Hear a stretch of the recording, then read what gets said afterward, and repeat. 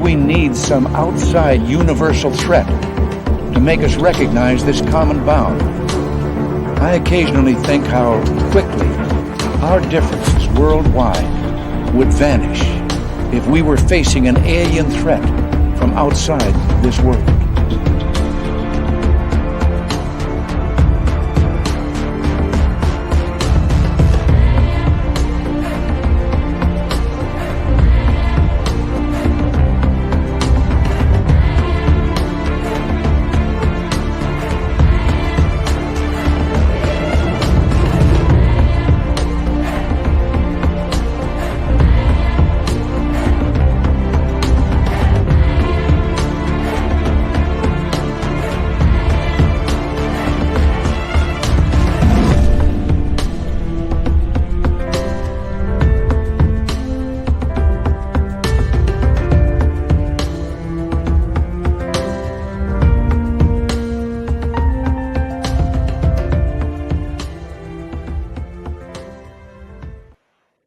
Welcome to Spaced Out Radio tonight. My name is Dave Scott. Man, we have a power show for you tonight.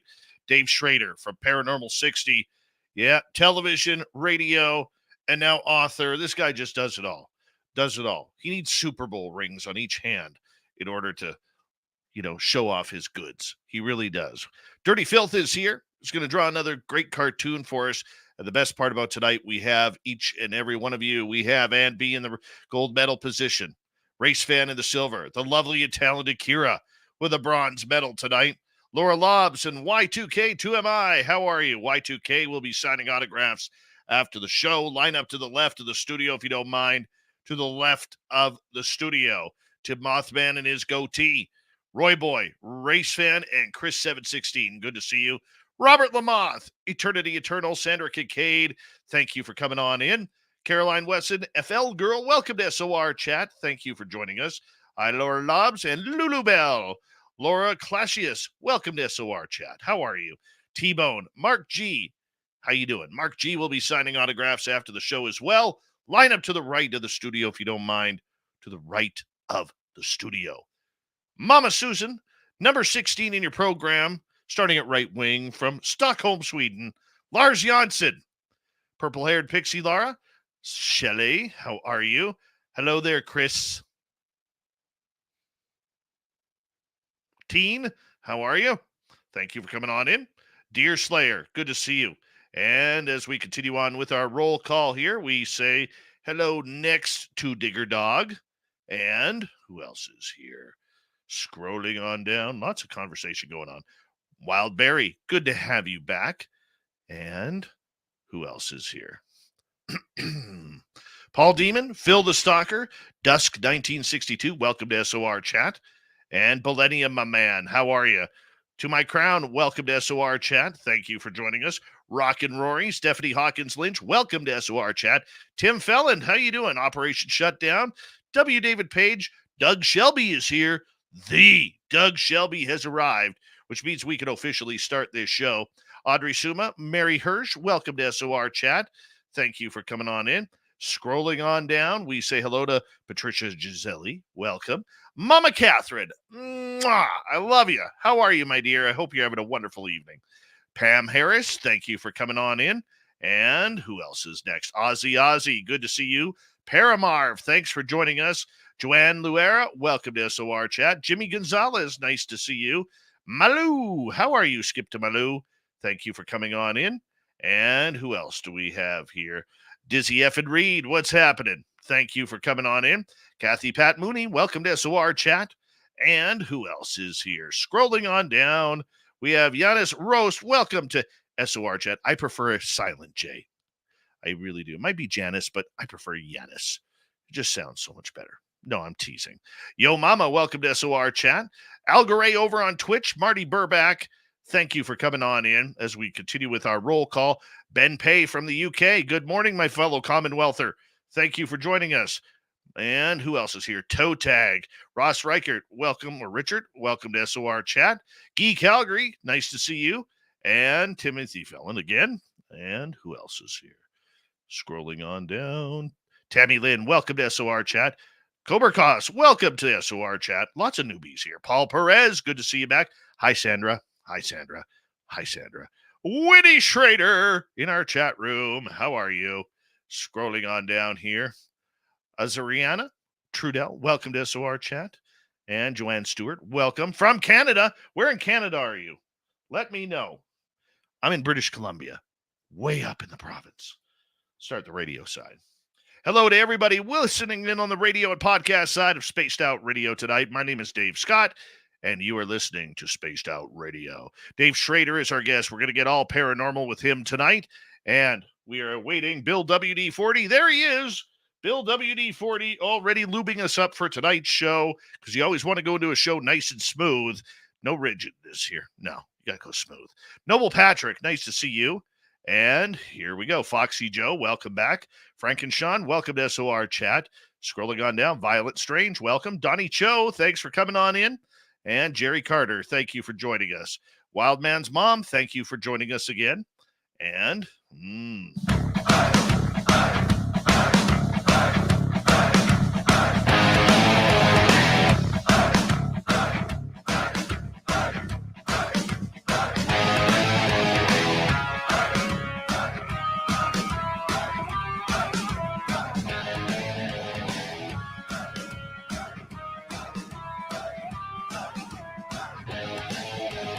from the mountains of central British Columbia to you listening around the world, this, my friends, is Spaced Out Radio. I am your host, Dave Scott, sitting in the captain's chair of SOR headquarters. We welcome you to tonight's show on our terrestrial affiliates around North America, digitally on Odyssey Radio, TalkStream Live, and KPNL. All of our archives are free.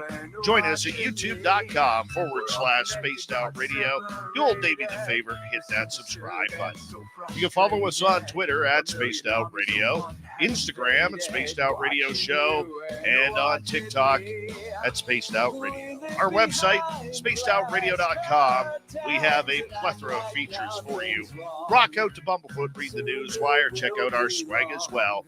Tonight's show is brought to you by Chive Charities. Help make the world 10% happier by visiting Chive Charities today. You can find them on our website. It's a power show of paranormal tonight. Famed radio host Dave Schrader joins us to talk about his brand new book. We'll get to that momentarily. Then in hour number 3, Steve Stockton from Among the Missing joins us for another weird story. Following that, the Cryptid Report with Travis Willier Moostus. All right, we always love it when Dave Schrader comes on Spaced Out Radio, not only because he's one of the very few hosts that are more handsome than me. He has a very tight goatee. Even though you can't see that in Radioland, we love Dave around here. He has a brand new book out that we are going to share with you tonight in the stories of it, called Theater of the Mind, Tales from the Darkness, Ghosts, Time Slip Phenomena, UFOs, Aliens, Monsters, and other strange stories of the supernatural. He's got one of the best podcasts and radio shows out there, along with his YouTube channel called Paranormal 60. And man, we are always glad when Dave Schrader joins us here on the show. Mr. Dave Schrader, always a pleasure to have you on Spaced Out Radio, my man. How you doing? Oh, I'm good. I'm sorry. You just caught me reading my new book, The Theater of the Mind. But I'll set that down because that's not what we're here to discuss. Okay. You know, I wasn't sure about that, but you know, it's always good to do a little bit of self-promotion there. You know, how you been, my friend? I've been great, buddy. I appreciate you having me back on. It's been a while. I'm looking forward to our conversation tonight. We got to get you back over on the P60 as well, so we can.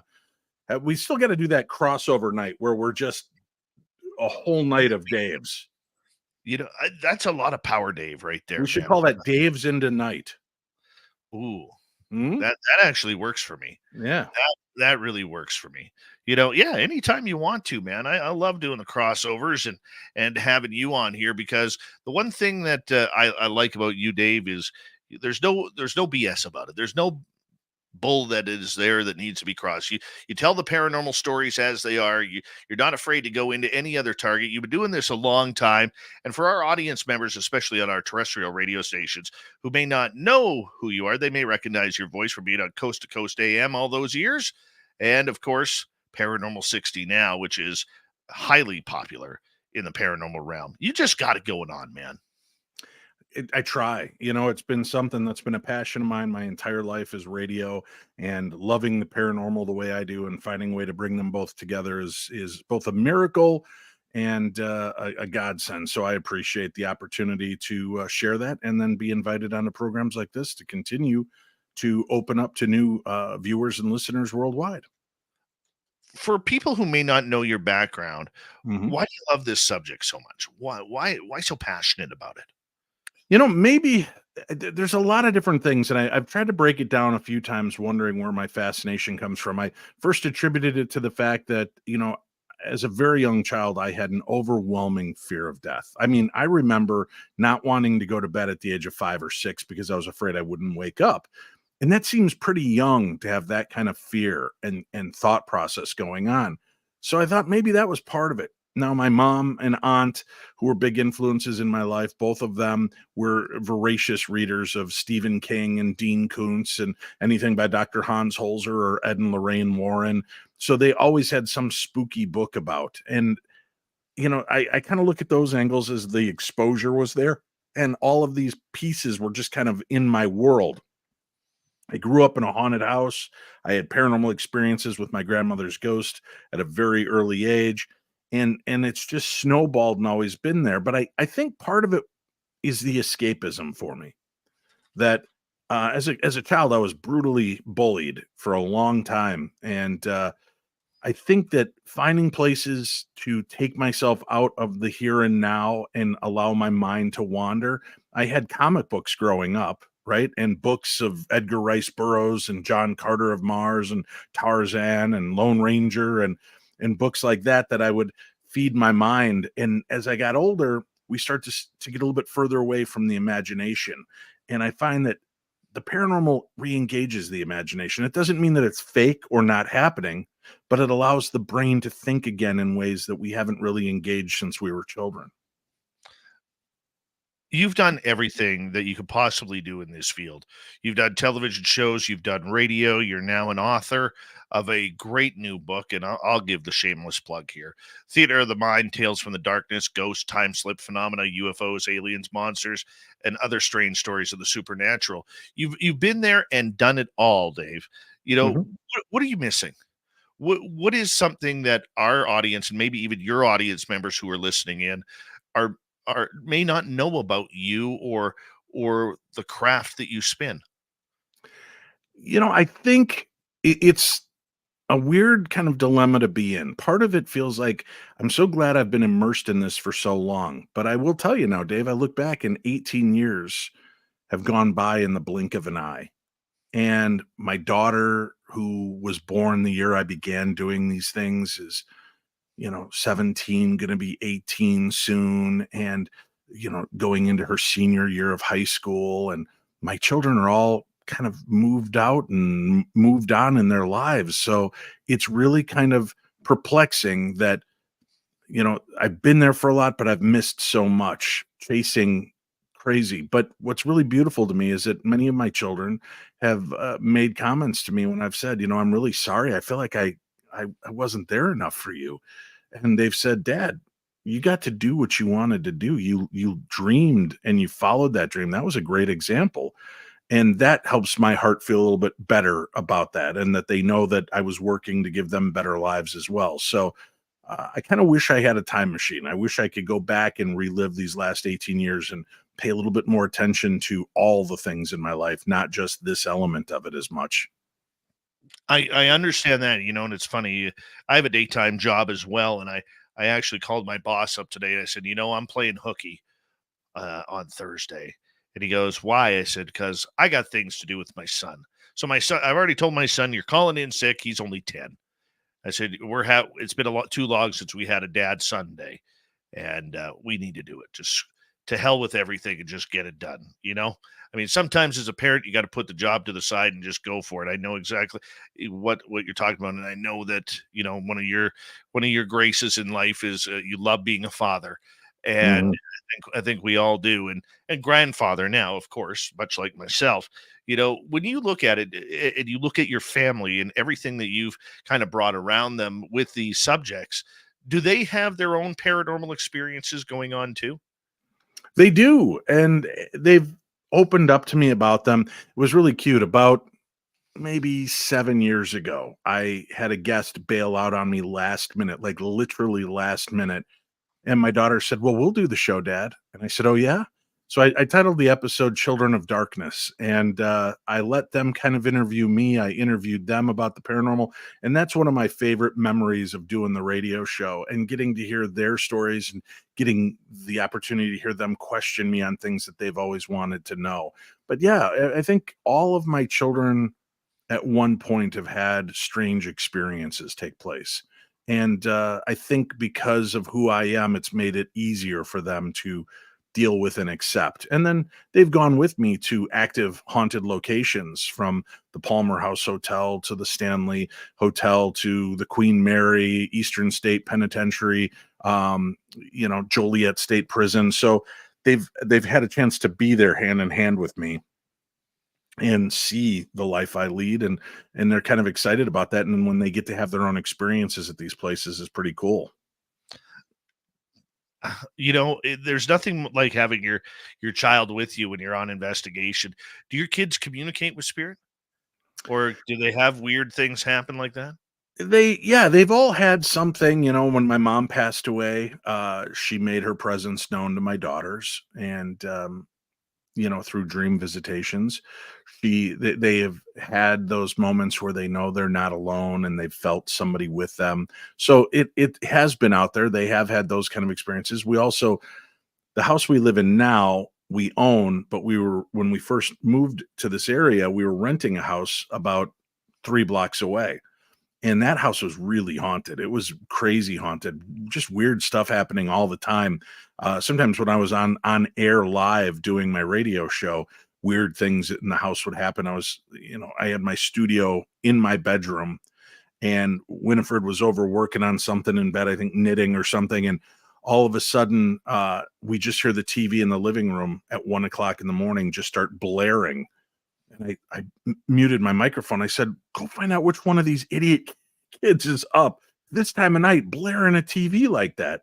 So she went trekking out there, and nobody there, but the TV's on full blast. So she goes over and she turns the volume down. And as soon as she lets go of the button, the volume starts soaring again. So she just turns the TV off, sets the remote down, and starts to walk out of the room. And the TV goes back on and the volume starts climbing.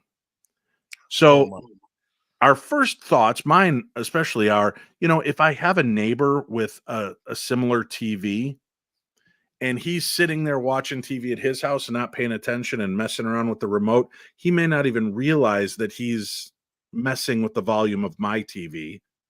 And so I was not real, positive that it was paranormal. But when he went over and unplugged the TV, and then the DVD player started opening and shutting and opening and shutting and opening and shutting, and we got that all settled in. It was very strange. And we were talking egregores on another radio show. And as we're talking about this, boom, it sounds like a car hit the side of my house. And we shook, and all of the internet went out. And we're like, what the hell was that? So live on air, I'm knocked off the air, completely knocked out. There's nobody else in the neighborhood is out of power. Everybody else's houses are all lit up. Mine's completely black. All internet's gone. Everything's shut down. And then it just came back on about 3 hours later. And when we called about it, there was no complaints. There was no explosions. There were no car accidents that caused it. They couldn't figure out what was taking place. But it's so I've had those kind of things happen around me. And then my kids have been there to witness some of these things. I love it when you get witnesses. Is that the strangest thing that's happened to you while you're on the air? No, I was actually doing an interview one night, and this is when I was at the radio station doing Darkness Radio, and we were talking to, oh gosh, her name is escaping me now, but she was a famous UFO abductee. Her story was covered almost as much as the Betty and Barney Hill story. Is that the Betty, Andreas? yes, Betty, Andreas, and Luca, right? So I'm talking to her on the air, and her husband, and they're in separate rooms. And as Betty gets done talking, her husband starts to talk, and I hear something. And I go, hold on, I'm sorry, Betty, did you say something? And she's like, no. And I'm like, are you sure? She goes, yeah, I'm positive. I said, okay. Maybe mumbled something under your breath after he started talking. She's like, no. Okay. So we kept doing the interview, and I had my producer Tim mark that spot. So when we went to commercial, I said, pull that piece up. And he pulled it up. He goes, D, there's nothing there. I'm looking at the wave. There's nothing there. And I said, boost it and listen, man. I heard something. And sure enough, Dave, we play it back, and you hear her end. And as soon as he starts to speak, you hear this voice go, I'm going to kill you. Oh, And it was that's embedded in there as they're talking about the high strangeness and weird things in their home. So wow. I said, guys, I have to play this for you. And they were both weirded out by that. So I've had strange experiences like that. I was also doing an episode where I was talking to a guest, and as I'm looking at her and speaking to her, I start seeing something moving in her glasses. They're reflecting something. I'm like, oh, is there somebody else there with you? And she's like, no, why? And I said, there's somebody, a reflection. I could see somebody moving around in the reflection of your glasses. And she got real pale and gaunt and was not thrilled that I was seeing and witnessing these things. But, that was another one of those fun moments when you're on air and you're having phenomena take place. You're getting real-time EVPs. You're seeing something reflected in the glasses of the guest you're speaking to. And I had listeners that were watching and seeing the exact same thing occurring that I would see. At one point, it almost looked like a face was reflected right in her glasses, and then backed out. It was very strange. I think two of the strangest things that's happened when I've been on air was, number one, April 20th, 2015. Mhm. No, I know it's 420. Okay. Everybody always says that. I actually had, I was interviewing a gentleman named Harvey Kraft. I don't know if you know him. Mm. We were talking Buddha. Okay. Of all things. And he's yapping away, and I see something move out the window. And I turn my head and look. I put him on mute. I turn my head and look. And God is my witness, there was an alien gray staring at me from the other side of the window. We Mm. named it, that's where the legend of Carl came in. But if you look, our radio audience won't be able to see this. But if you look behind me, there's the guitar with that white piece of paper there. This is Mhm. actually a little bit of a sad story. About a year and a half ago, oh, geez, 2 years. It'll be 2 years on the 25th. Hard to believe it's that far. I had a listener in Amsterdam, and his online name was Ethereal Aura. And we had done the show, and we're doing the after show after the radio side ends. We're doing the after show on YouTube, and he comes in and he says, "I've come to say goodbye." And we're like, "Oh, where are you going? Are you going on a holiday?" He goes, "No, in 8 hours, I'm no longer going to be of this earth," because he had really debilitating disease and he chose doctor assisted suicide. Okay. So he decided that he was going to come spend one of his last 8 hours with everybody in our chat room. Wow. And right before he said goodbye, his father was in the room while he's typing to us. And, we're telling him we're going to miss him and all this. He couldn't talk anymore. Otherwise, I would have given him the ability to come on the show live and everything like that. It was a sad moment. But I put that sticky note on there on the guitar. And I said, "Bud, when you're ready from the other side, come say hello." And all you got to do is move that. And about 2.5, 3 months later, we watched it move on the show. Wow. Yeah, That's very cool. that was really cool, man. Really cool. I mean, but that's the power of what we do. You never know what's going to happen in your studio while you're live and when it happens there. I mean, how do you prepare as a longtime radio show host and somebody in this? How do you prepare for that awesomeness of when something strange happens when you're on the air? I don't. And then I'm just as flabbergasted. I know when I started the Paranormal 60 a few years ago, from this home, my new home, and I'm set up in my living room for this, and everybody else leaves while I do the show. They go to their rooms, and they're quiet for me.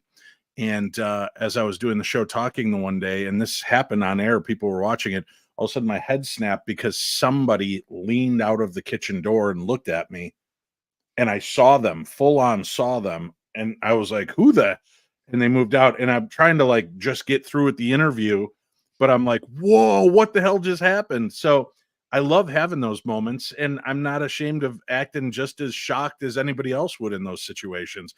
I don't like being prepared for that. I love having the real in the moment, and I try not to be cooler than, than the next kid with my experiences. People say, aren't you afraid? I'm not afraid when I have experiences, but I do get unnerved, and there are times they're quite shocking. What shocks you? Do you still get scared? After all the paranormal stuff you have experienced, do you still get scared? I Yes, yeah, of course. You have those moments when you feel the hackles go up and something is off and it does not feel good or right. And I've had those moments. And when I filmed in the Ghosts of Devil's Perch, and I had what I believe I walked into a psychic scar of a man that was shot to death. I thought I was dying. I really thought, oh my God, I'm gonna die while they're filming this TV show, because something felt like it ruptured in my solar plexus. And I hit the ground clutching my chest, and I thought I was dying. I thought I was going out. Cindy thought I was dying. It was pretty bad. So that was terrifying on a whole nother level, because I didn't even have a chance to think this is paranormal. But as soon as I got out, had some fresh air, and they got me over to the hospital, I was fine. They ran every test they could on me. And I laugh about it because the Butte doctors might want to work a little bit on their bedside manner. The main doctor that had been working with me walked in. He goes, well, I got to tell you, Dave, I've run every possible test I can on you. And at your age and weight, I thought we were in trouble. But you're clear. Everything's good. All your numbers are right. Your heart sounds good. Your blood gases. And I'm like, oh, but at my age and weight, you thought we were in trouble. Oh, So, thanks, Doc. yeah, Appreciate that. Oh, yeah. I fear, I still have this fear of death, not the way I've had it in the past. Um, I did an ayahuasca journey a few years ago. That helped me come to terms with death and helped alleviate a lot of that fear.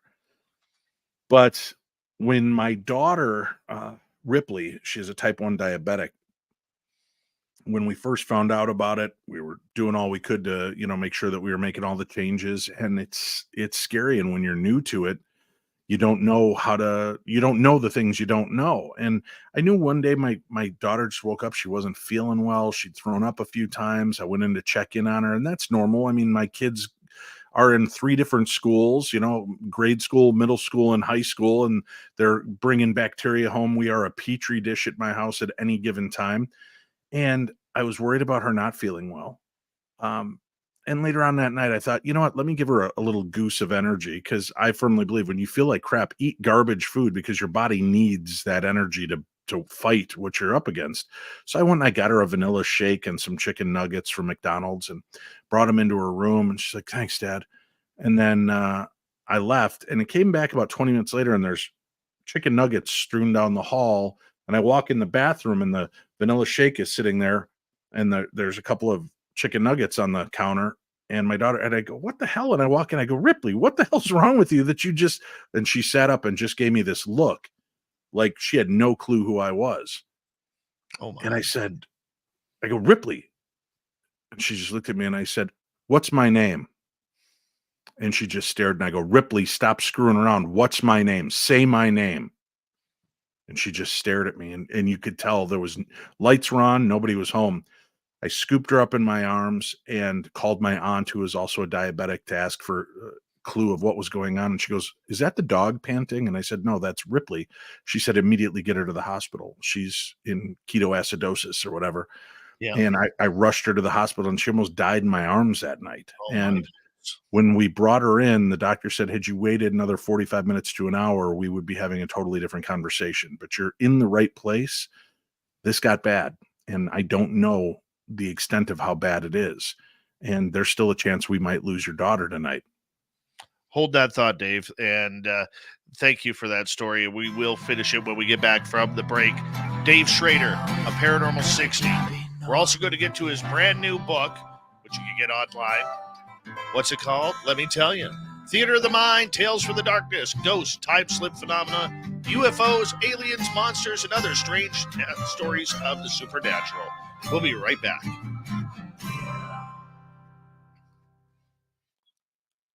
I just want to say quickly here, hello and welcome to tonight's show. If you're a fan of Dave Schrader's, and there's a ton of you in different chat rooms spread out all over the area right now. So thank you so much for joining us.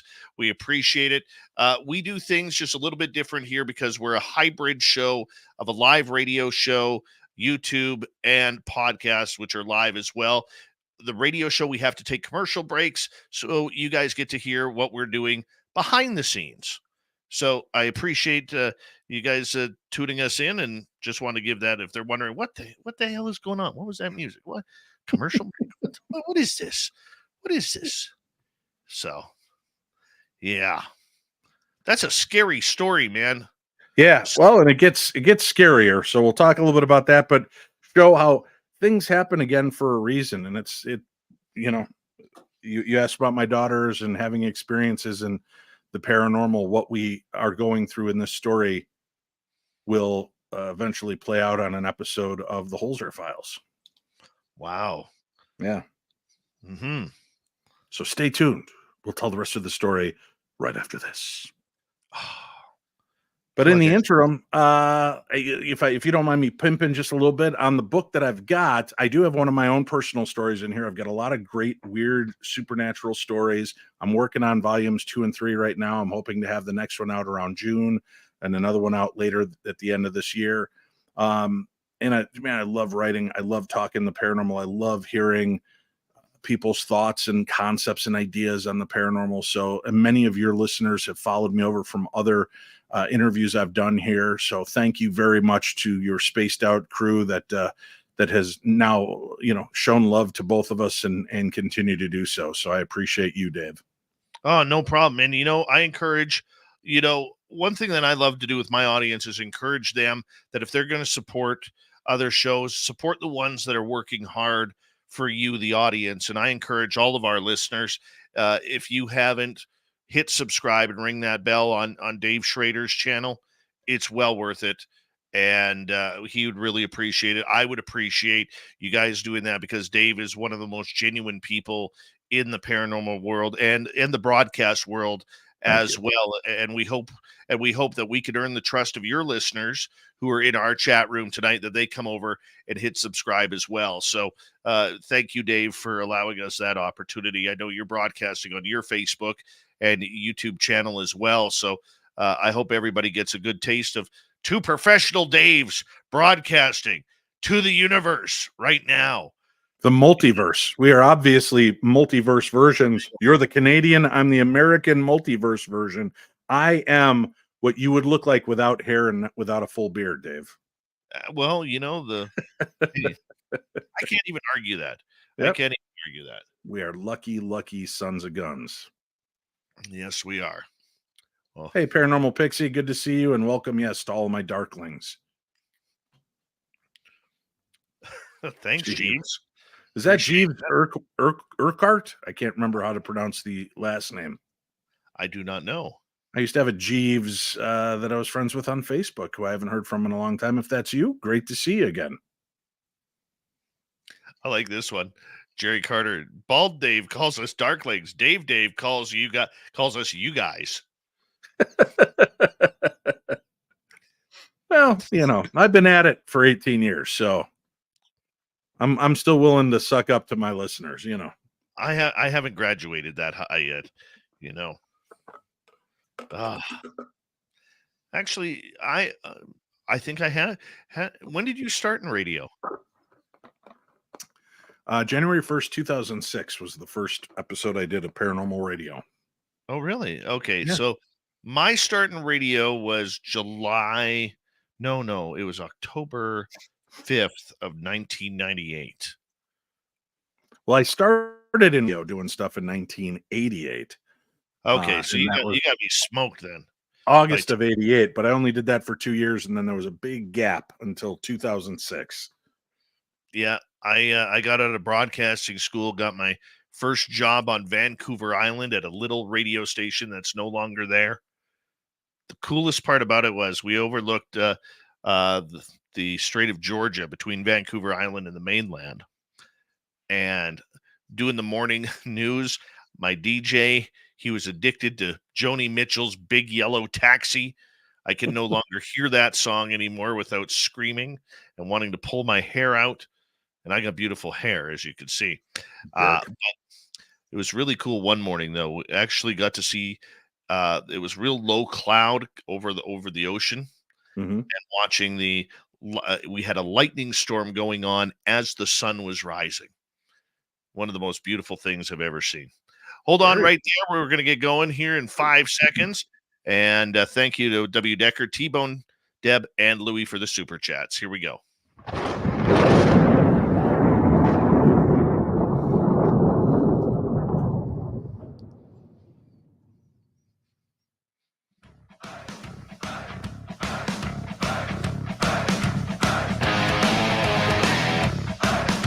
Here we go, the second half hour, Spaced Out Radio tonight. We're all paranormal tonight. My name is Dave Scott. Thank you so much for taking the time to join us. Reminder to all of you that if you missed portions of this show or others, you can always check out our free archives by going to youtube.com/Spaced Out Radio. Do me the favor, hit that subscribe button. Our website, spacedoutradio.com. We have a plethora of features for you. Rock out to Bumblefoot, read the news wire, check out our swag as well. Follow us on Twitter at Spaced Out Radio, Instagram at Spaced Out Radio Show, and on Patreon in the Space Travelers Club. Here we go from the Paranormal 60. Dave Schrader is here. Brand new book that you're going to want to add to your library. It is called Theater of the Mind, Tales from the Darkness, Ghosts, Time Slip Phenomena, UFOs, Aliens, Monsters, and other strange stories of the supernatural. And right before the break, Dave, you're telling us this very chilling story about your daughter. Right. My daughter was type 1 diabetic. We thought we had things under control. One day she went from just appearing to have a common cold and an upset stomach to I was carrying my daughter as she was dying in my arms to the hospital. Got her in. The doctor said, we're not sure she's going to make it tonight. It's going to be tough. And the weirdest thing happened to me, Dave, is this sensation washed over me. And I thought, if she goes, I go tonight. And it was just like that. The fear of death was gone. And I just couldn't perceive or conceive of the idea of her going without having somebody to hold her hand. And I didn't know how it would happen. I was just pretty sure that if the minute they said something horrific that she was gone, my heart would just stop. So it was a very weird, surreal moment to have that. Thankfully, it was a very touch and go night, but she made it through just fine. She is a lovely, amazing 17-year-old girl. So I really was lucky in that. But while I was filming the Holzer files, you talk about synchronicities and the way things line up. We were called to the site of the Franklin Castle in Ohio. And this castle had these very strange stories associated with it. And there was the ghost of this little girl who was seen, but only seen by the children that lived in the home. So we actually talked to one of the former residents, one of the girls that grew up, who used to play with this little girl. And she was basically like, good luck. She only makes herself known to children. And we were all trying to, how are we going to make this happen? And this was still during COVID. So I wasn't going to bring anybody in or a daughter in, but I reached out to my daughter because that morning, as I was doing the interview with the historian and she started to tell me about the little girl that passed, I said, oh, really? What happened? And expecting it to be bubonic plague or typhoid or tuberculosis. She said she died from complications of diabetes. And I just tried to hold it together and I just started bawling. My eyes were just pouring tears as this poor historian's telling me the story. And I held it together so she didn't stop. She didn't break. She kept talking. And then when she stopped and I went to ask the next question, I just couldn't pull the voice out. I just kept crumbling and had to excuse myself. Shane came running to my aid, put his arm around me and just let me cry it out. And it was just so powerful a moment. And to realize that this little girl is trapped in this house just wanting to find her parents. And how are we going to help her? And I contacted my daughter, told her the story, and I said, would you make a video or two? Just ask 4 or 5 questions. And my daughter took it upon herself, created the questions, was brave enough to allow me to air it and put it on the show. And I do believe that it was that interaction that brought this girl forward. We got an EVP, and later on in that episode, a fully formed apparition appeared behind us as we were doing our best to help clear the spirits out. So, they say things happen for a reason. And in this case, I feel like if getting close to death, feeling that, having that sense as a father and a daughter of possibly losing somebody helped us connect to somebody on the other side. And that was an extremely powerful moment for me, for my daughter, and for that TV program. I was a blubbering mess throughout the entire episode. They had literally had to keep stopping as I would just have to go off and cry. It was brutal. I want to ask you before we get into your book here, Hmm. and that's a very emotional story. And thank you so much for joining us or telling us that story. But here's a question that I've been asking a lot of paranormal people lately, because I'm Hmm. now not sure what it is. I believe that there are spirits like this that happen there, that there is no coincidence, that there are people, whether they're stuck here or not, from the other side. But in your opinion, what is a ghost? I've been pounding this drum now for about a year. I cannot and won't pigeonhole, because I don't believe a ghost is any one thing. I think that there are time slip phenomena that's taking place, just moments in time that bump up against one another and allow us to see through the veil. The Ghost Hunters TV show were doing an investigation at a very famous hotel in New York. And while they were in this woman's room, Princess, they were talking and communicating. Princess, are you here? Can you hear us? And they were getting an EVP back going, yes, I can hear you. This is my room. Where are you? What's going on? I'm going to call security. So you wonder in that moment, who was haunting who? Was Princess living in her time era, hearing these voices in her room? Or was her spirit just that lost and confused that she didn't realize she was dead? I'm not sure, but that's kind of time slip phenomena. I think some of it is that echo, that stone tape theory of just a residual moment playing out. I believe there is conscious memory of some of these spirits, but I don't know how fully formed they are. We call them fractals. This place means so much to me because I watch my children grow up here and have their first loves and their first losses and their first everything and first drives. And I think there'll always be a piece of me in this house because was an important place in my life. So I think that we leave little slivers of ourselves around.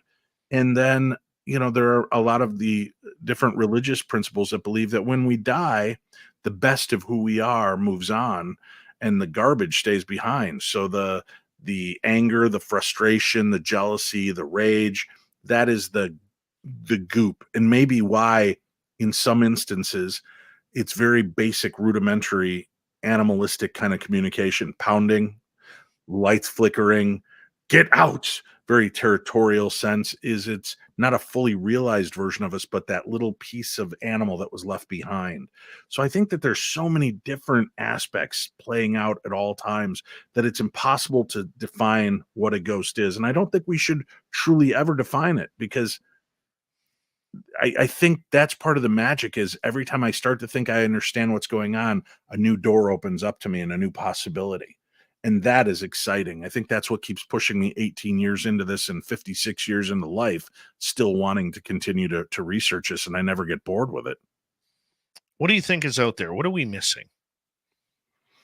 I think a big problem is that we don't give ourselves enough credit as humans to just how powerful we truly are, how linked we truly are. The ability that Dave Scott and Dave Schrader can talk to each other from a world away in the blink of an eye is remarkable through the internet and the web and all of that's available. But I think that there's elements of who we are that have been lost, that we may have been able to telepathically communicate 500, 700, 800 years ago, that there's those elements of our humanity that we've lost in progress because we become so focused on other elements instead of the being and instead of community that we've lost touch with those elements of who we are. but they still exist. It's like you're sitting there and your phone hasn't rung, nothing's going on. All of a sudden you pick up your phone and you're thinking of Dave Scott, and all of a sudden, bing, I get a text message from Dave Scott. Right? I think that that's something that we miss, is that there is magic around us all the time, that there are these incredible features of what we're capable of that are there all the time, but we just oh, that's a cool coincidence. Well, that was weird. And then you forget about it. But really, I think if we focused and gave that more attention and worked on that muscle, I think that there's so much more that we're capable of doing. Yeah, I could just imagine what it would be like if we actually tapped into the human mind, even another 2-3%, how much Mhm. more powerful as living beings that we would be. And one of the things that you are is you're a very creative human being. You've been on numerous successful television shows, including the Holzer Files, and you have been one of the greatest talk show hosts regarding this subject in its history. And I have no problem saying that. I bow to you for your incredible talent. Thank you. You've got this new book out.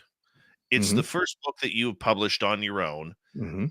and we got to get into this. The Theater of the Mind: Tales from the Darkness, Ghosts, Time Slip Phenomena, UFOs, Aliens, Monsters, and Other Strange Stories of the Supernatural. Now, I'm going to be honest with you. I was a little shocked that you went down the other story realms, whether it's UFOs and aliens or monsters, because I just take you as a ghost guy. I take you as Mr. Paranormal. And yet Mhm. here you are really showing your delivery into every other subject. Well, that's the concept. Is I love that there is so much going on and so many different tales to tell, and I believe that there is a common thread between all of them. And if we start paying more attention and we pull those threads together properly, we're going to weave together a full tapestry that will eventually show how these creatures and demons and angels and aliens and cryptids all pull together into something that is less supernatural and more natural to what we our world should be, that we won't be as broken. So in the book, I didn't want it to just be a book of ghost stories.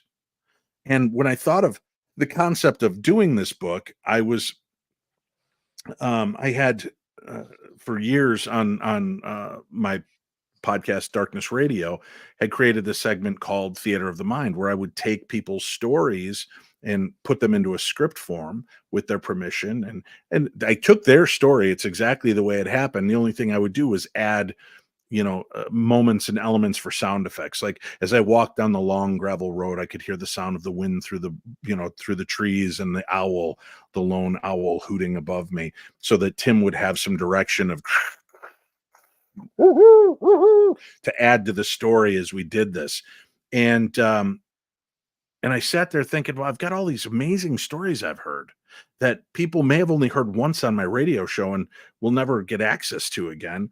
And I just took them back from a script format and put them into a narrative format to share these stories and get the chance to put them back out there so that people could hear them and share them and have them at the ready. So I originally wanted to call it stories to scare the beep out of you, the bathroom paranormal bathroom reader, because I each story is about a good sit down. If I'm being honest with you, it gives you the chance to really kind of find a different story. And there's everything from haunted, possessed dolls to time slip phenomena to aliens to UFOs and more. So and changelings, ghosts. I have one of my stories that was featured on the TV show Haunted Hospitals, but I give you the real story behind the garbage that they put out and give you the chance to find out the real story behind it. And I love the fact that I can make these stories available to people again, because I think this is an interesting element of who we are, and that we're willing to share these pieces of our story that might be naturally overlooked is just a cool way to kind of give back to the community. All right. Well, you have obviously your favorites that you have come Hmm. together with, you know, and I'm going to hit you up before you do this book. Hmm. Outside of ghosts, what is your favorite topic? I think some of the time slip phenomena, just the strangeness of that. And I'll tell this one. I don't know if I've told it in the past. It's the one I start off the book with. I come out swinging is a really cool fully fleshed out story of time slip phenomena, unlike any I'd ever heard before. But the first kind of cases that I started hearing, this guy said, listen to me, paranormal boy, explain this to me. My grandparents bought a cornfield, wasn't ancient Indian burial grounds, wasn't a war zone, and we never once had a ghost happen there. They built a home, they lived there for 30 plus years, and then one day grandma's watching Jeopardy at 3 p.m, and 3 shadowy figures walk in front of her, stop, look at her, and run out of the room. How is that possible? Nobody's ever died there. Nobody's ever died near there. We have no clue what this was. And we talked a little bit about it. Then he goes, now let me tell you the other side of the story. 2 years later, my grandmother passed away, and I stopped by to visit my grandfather with 2 of my friends. And we walked into the living room, and there, sitting in the chair, was my grandmother. And the 3 of us stopped and looked at her and looked at each other and ran out of the room. And then I thought, this is exactly what my grandmother saw. So who was haunting who in that moment? So there are so many different elements of time slip phenomena that exist, and people that have driven down a road and they stop at a gas station that looks kind of like a throwback old gas station, and they go in and they interact, and the people there are really clean and pressed outfits and things, and it's very strange, and they leave, and the next day on their way back they want to swing back in and thank the owner for being so kind last night and helping them find where they're going, and there's nothing but a parking lot there. And there used to be a garage there and a gas station in the 1950s, but that's been gone since the 50s. So those moments of time slip, when our reality and a parallel or past reality come together, those are so fascinating to me. Yeah, I love the two. Have you ever had time slip on your own? Yes, I have. How much time do we have before the break, Dave Scott?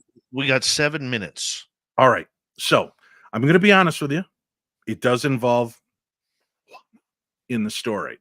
But here's where it gets weird, right?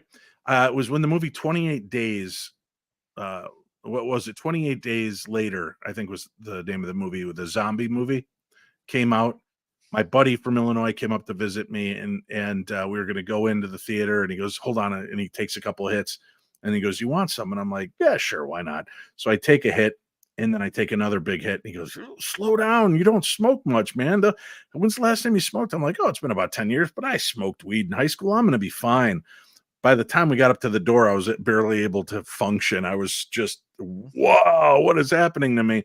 And we went in, we sat in the theater, and we were talking, and we had that seat in between us that was empty, and we're kind of chatting. And meanwhile, I'm listening to the conversation of the man and the woman in the row behind me. And hand to God, Dave, as I'm having this conversation, all of a sudden, I would shift just a little, and the curtains changed colors. The shirt my friend was wearing changed colors, and the couple was still behind me, but now they were crying. She was crying about the fact that they had lost their dog. And, well, honey, it's going to come back. Don't worry. I don't know. It's been gone so long, and blah, blah. And all of a sudden, and I'm back.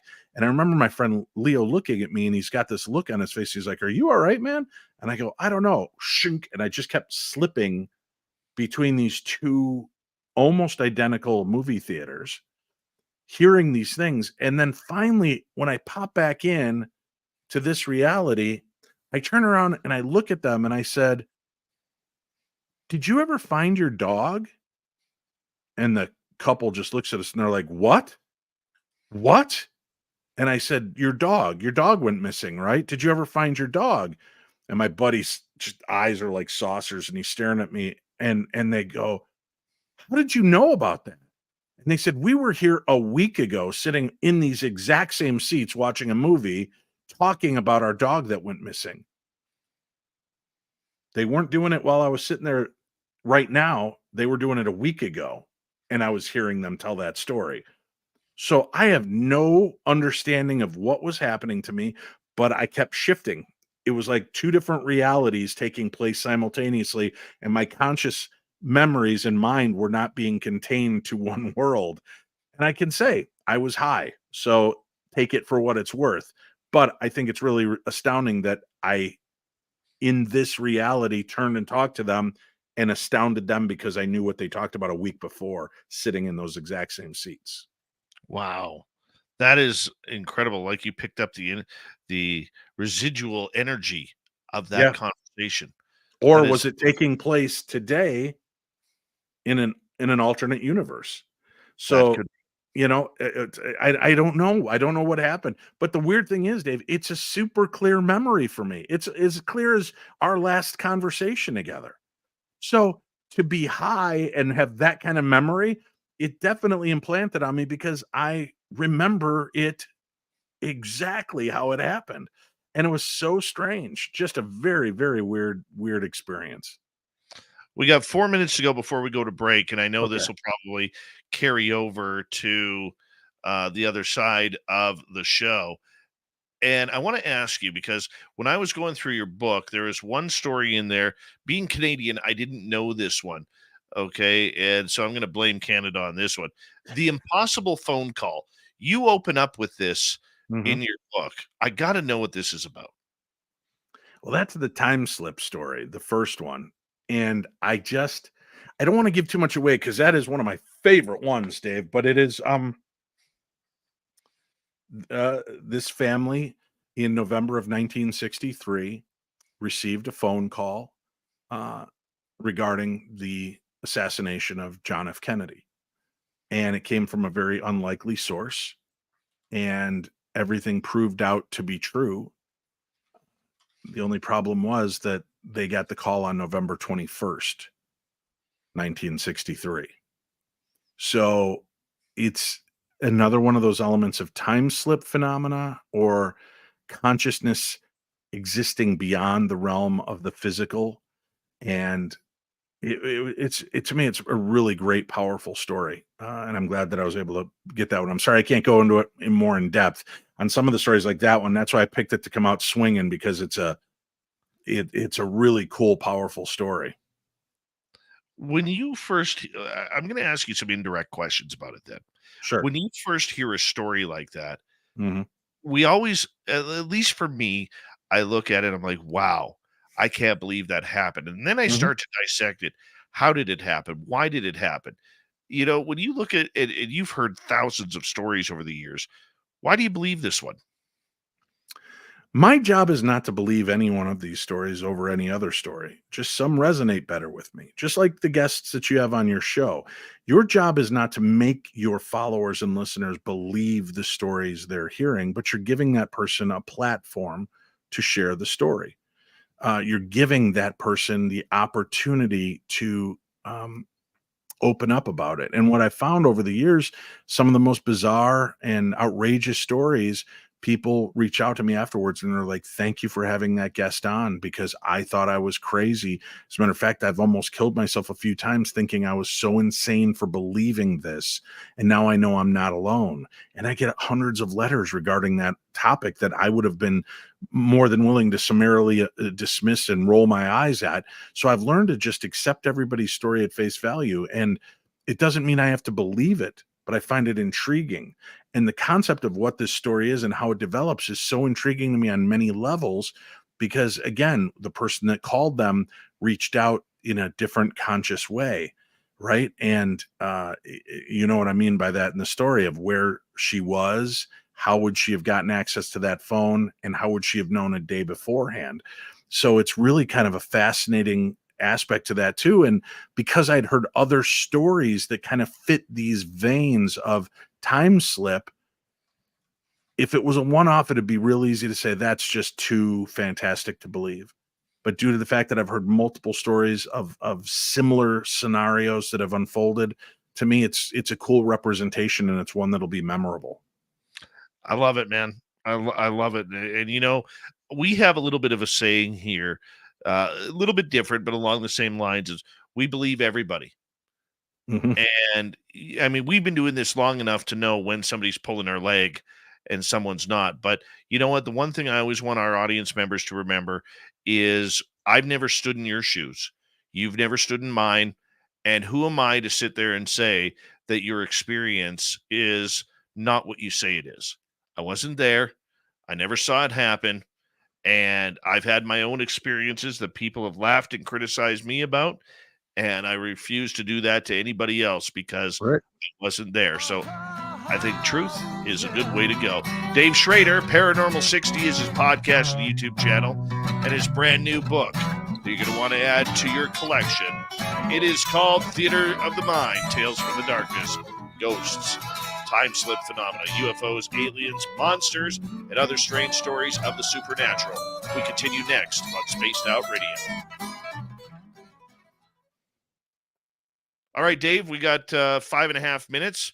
We're going to turn things over here to our good artist here, Dirty Filth, and hopefully Blob will make an appearance. And there we go. What do you got for us tonight, Filth? Drew a Man in Black. I would have never known. Would have never known. And I have absolutely no idea where Blob is right now. Well, you got a bunch of new audience members who are tuning you in tonight. Why don't you tell them all about you, dude? I'll be right back. David, be right back. Hi, I'm Filth. I draw cartoons on Spaced Out Radio. I like long walks in the graveyard, cheese pizza, normal things.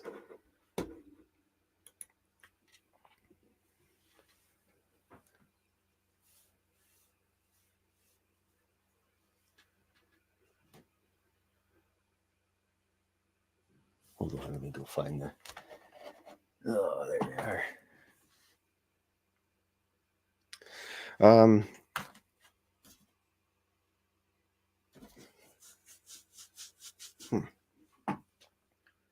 Show us some fantastic artwork. Okay, well, here's another drawing. This is what I drew yesterday. Aliens talking about sports. Let me grab the stack here.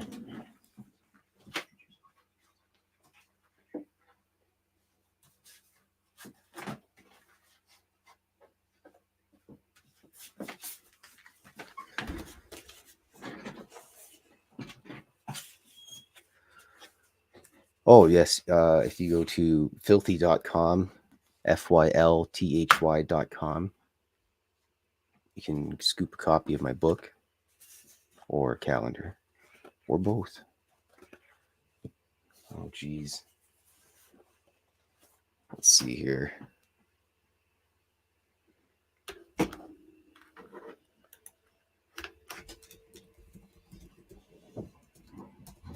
You know, I should have wrote this stuff down.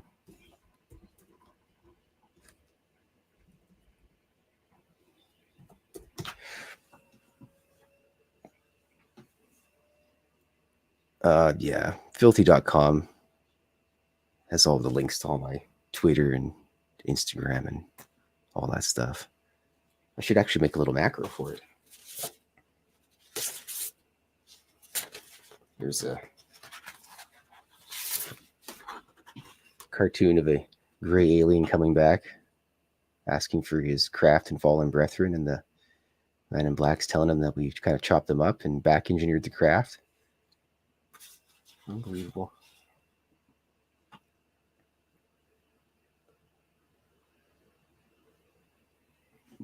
Let's see here.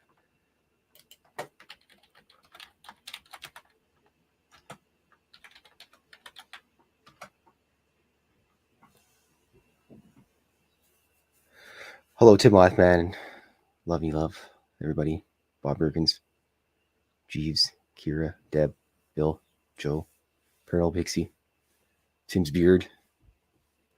Let's see here what else we got. Oh, we got the old jellyfish UFO classic. Move that in a little bit. Cats still haven't decided to come upstairs, so I don't think there'll be a blob sighting. I apologize, everybody. Oh yeah, I have a stack of Valentine's Day drawings here. You've unlocked my heart. Yuck, yuck, yuck.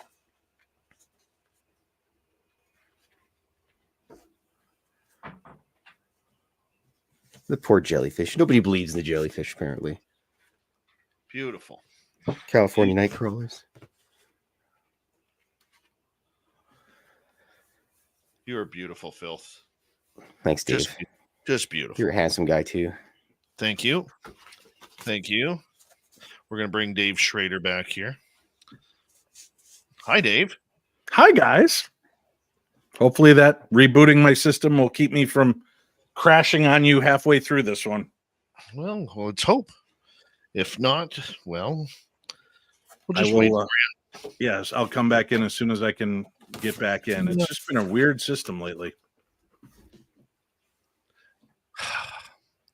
I'm sorry, my man. Sorry you're going through that. Yes. Dirty, give your website again if you don't mind. It's filthy.com, FYLTHY.com. It's got all my links to social media junk on there too. Thanks for watching, everybody. Very Thank cool you. art. Very cool. Thank you, He's sir. Have a good night, gentlemen. See you, buddy. Thank you for your time. That's Dirty Filth, everyone. Yeah, he's pretty awesome. You know what we got to do next year, Dave? I know you do a lot of travel. We got to combine the SOR fan party and invite the Paranormal 60 party to join us in Reno or Vegas or wherever. Sounds good. Yeah, man. We're going into our third annual one this year. We're in Reno this year, May 10th through 12th. You're invited if you and Winnie want to come. Everyone's invited. Yeah, everyone pays their own way. And we just show up and have a good time with the fans. We go live on the air. We do a bunch of ghost stuff and UFO stuff and all that kind of stuff. But the main thing is we get to hang out with the fans. That is cool. Yeah, man. So maybe next year we should talk about that. I'm all for it. Yeah. We're actually putting together a P60 event. So this is even news for my Darklings. We're putting together a P60 event to hopefully do a little bit later on this summer in a Midwestern town, and we'll be giving more information about that soon. Well, let us know. Let us know. Thank you, Laura, T-Bone ×2, Louie, Debbie, and W. Decker for the amazing super chats. Greatly appreciate it. And here we go. You're listening to Spaced Out Radio with Dave Scott. Follow Dave on Twitter at Spaced Out Radio and on Facebook, Spaced Out Radio Show. Here we go with hour number 2 of Spaced Out Radio tonight. My name is Dave Scott. Very much appreciate earning your listening ears wherever you are on this beautiful planet we call Earth. Hi to everyone listening in on our terrestrial affiliates around North America, digitally on Odyssey Radio, TalkStream Live, and KPNL. All of our archives are free. Join us at youtube.com/Spaced Out Radio. Do old Davey the favor. Hit that subscribe button. The Desert Clam has set the password for tonight in the SOR Space Travelers Club. Chair. Chair is your password. Use it wisely, Space Travelers, as the Clam sets a password each and every night right here on Spaced Out Radio. Our website, spacedoutradio.com. We have a plethora of features for you. Rock out to Bumblefoot, read the Newswire, check out the swag as well. Follow us on Twitter at Spaced Out Radio, Instagram at Spaced Out Radio Show, and on Patreon in the Space Travelers Club. We continue on with the great host of Paranormal 60. Dave Schrader is here, and we are talking about this great book that he has just put pen to paper called Theater of the Mind, Tales from the Darkness, Ghosts, Time Slip Phenomena, UFOs, Aliens, Monsters, and other strange stories of the supernatural. Dave, thank you so much for being here, my man. My pleasure, buddy. I'm always glad when we can catch up. All right. You sent me a little text message earlier today. Haunted dolls. Yes. I don't know about you, man. These things creep me out. This is also in your book. What's going on here?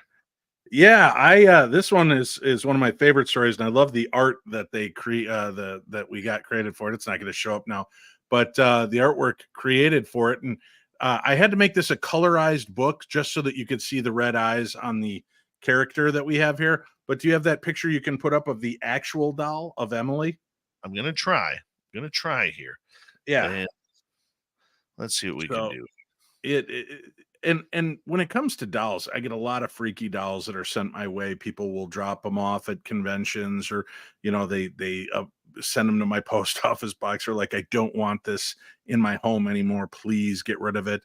And that's Emily. And look at her eyes, Dave. For those of you listening, it's this really cute, pretty little, little house in the prairie-ish looking girl with the ponytails and the kind of gingham looking dress, but her eyes are red. They've glossed over in red, and she has a very weird history that we cover in the book. And I share the letter in total that I was sent. The guy basically just dropped off this paper bag with a doll and a letter attached. And I tell you about what happened with the doll for him and what happened to the doll with me afterwards. But yeah, people always, why do dolls freak people out? There's nothing scary. And I know when I posted a picture of this doll earlier today on social media, oh, that doll's not scary. Well, it's easy for you to say the doll's not in your house. The doll's not messing with your life like some of these dolls have done. And they could look real cute, but man, some of them can turn people's lives upside down. And I'll be sprinkling some of these doll stories in throughout the books as they come out. But like I said, I want each book to kind of have a nice little, you don't know what's next around the corner. You can kind of start feeling like, oh man, I'm glad I got past that scary doll story. What's next? And you don't know. Maybe it's a demonic clown. Maybe it's a Loch Ness monster. Maybe it's an alien. Maybe it's a demon or a Ouija board story. And it's what I like is just having that there's going to always be a steady flow of these strange tales to share and give you kind of a concept of the world around us and real life experiences people have had to deal with. I mean, you look at this doll, you look at Annabelle, you look at Robert the doll. Up here, just north of me, is Mandy the haunted doll in the museum there. Mhm. What do you think this is with these spirits that are attaching themselves to dolls? Well, remember when I talked about fractal spirits last hour? Yeah. Okay, so think about a doll. When you think about dolls, and especially older antique dolls, some of these dolls were the best friend to these children. It might have been the only toy that they'd gotten that year for their birthday or Christmas. So they would really take care of these dolls. They would be there. And if there were tragedy in their family, uh, this becomes the focal point for that boy or girl that owned this figure. And a lot of emotion is poured into them, and children talk to these dolls. So I think that sometimes this fractal of what we were, that trauma or extreme love, could be connected to that doll for a while to inhabit it and keep it, kind of keep that there. And sometimes you upset the apple cart. These fractal spirits become enraged by the way you're treating it. And it's being passed down, and people start disrespecting these things because we don't have the same reverence for the toy and we didn't grow up with it. We didn't have these great experiences. So it's not, it doesn't have that same vibe. And I think that then the spirit that is imbued into that doll becomes petulant and angry. Do you think then that these spirits can attack people like we see on the Chucky movies in Child's Play? I mean, I don't know what it is about dolls, but my buddy Merle, you know Merle, you've met Yeah. Merle before.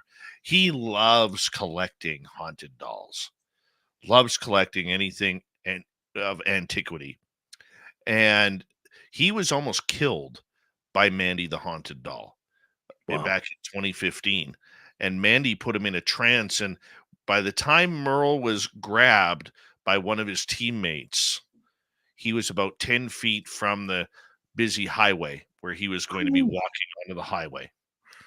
Yeah. Wow. These dolls, you're not supposed to look them dead in the eye. You're not supposed to, like with Robert the doll, you're not supposed to take his picture without asking. I think Annabelle is like that as well. I mean, how do we figure out these rules and what to do with the doll or not? I guess, some people pull in the psychic impressions with Annabelle. I think uh, here you've got Ed and Lorraine Warren. Lorraine was a sensitive, and she might have just picked up on, these are the things we can and can't do. With Robert the doll, there's been legend and lore that have been passed down. And I got to tell you, I encountered Robert face to face at TapsCon in like 2007 or 2008. I was at the conference, and my vendor table was directly across from Robert. And at one point, and I'm just looking at this stupid looking doll, and I'm just like, give me a break.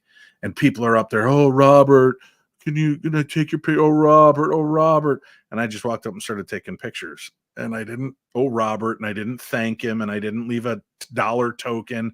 I didn't do any of it. I have no faith in that. I think things only have power when you give it, that kind of faith. And I walked away and got home. after that weekend, and I went to my phone to show my family some of the pictures I'd taken, and the only pictures that remained on my phone were the pictures of Robert. Every other picture in time and perpetuity had been wiped out. Every picture I'd ever taken was missing off my phone, and that wasn't the time of the cloud, so it wasn't automatically saving for me. Every picture but Robert the doll were You wiped got off my phones. you got to be kidding me. Nope. So I've never fully apologized to Robert, but I also figured, if that's what he wanted to do, he got his point across. So but I erased all the pictures of Robert off my phone, and I never had problems with that again. Now, in a case of like Robert the doll, Mm-hmm. do you think it's haunted, or do you think the legend has created a tulpa that has really blown into extreme? Again, who knows for certain? I mean, it's interesting to kind of consider both sides of that story, but there's I always liken it to the Wes Craven's New Nightmare. I love that Wes wanted to reinvigorate Freddy Krueger, but realized that Krueger had become kind of a parody of this nightmare creature he had created. So he writes this movie as though this demon, this real life demon, attached itself to the concept of Freddy Krueger. And when they stopped making Freddy Krueger movies and he was no longer getting the attention, this demon became upset. And spoiler alert, if you have not seen that movie, that demon starts harassing all the actors from the original Nightmare on Elm Street movie and Wes Craven. So in the movie, they're playing themselves being tortured and haunted by this demonic creature that's taken on the visage of Freddy Krueger. So I think that in some cases, these beings might adhere themselves, things that are already there. Well, if you're going to give reverence to this stupid doll, if you're going to fear this doll, then I'll be a reason you should fear this doll. I believe that might happen and something connects to it. But as I said earlier in the last hour as well, I think we're a lot more powerful than we give ourselves credit for. And there very well could be a chance that we imbue and bestow upon these things a living essence because of our fear and our stories that we give to it. It's funny you mentioned Nightmare on Elm Street, because I don't think I've even told my audience this. When I was a kid, I wasn't really into the paranormal or anything like Mhm. that. I said, I remember saying, hey, I want to see three things before I die. I want to see a UFO, a ghost, and I want to see a Sasquatch. And, that was manifestation, because I definitely have seen all of them. But when I think it was A Nightmare on Elm Street Part 3 came out, and their theme song to that was by Dawkins, called the Dream Warriors. Remember that? Right. Yeah. That song, and then the following movie. Remember when Will Smith was still a rapper, and he did A Nightmare on My Street? Right.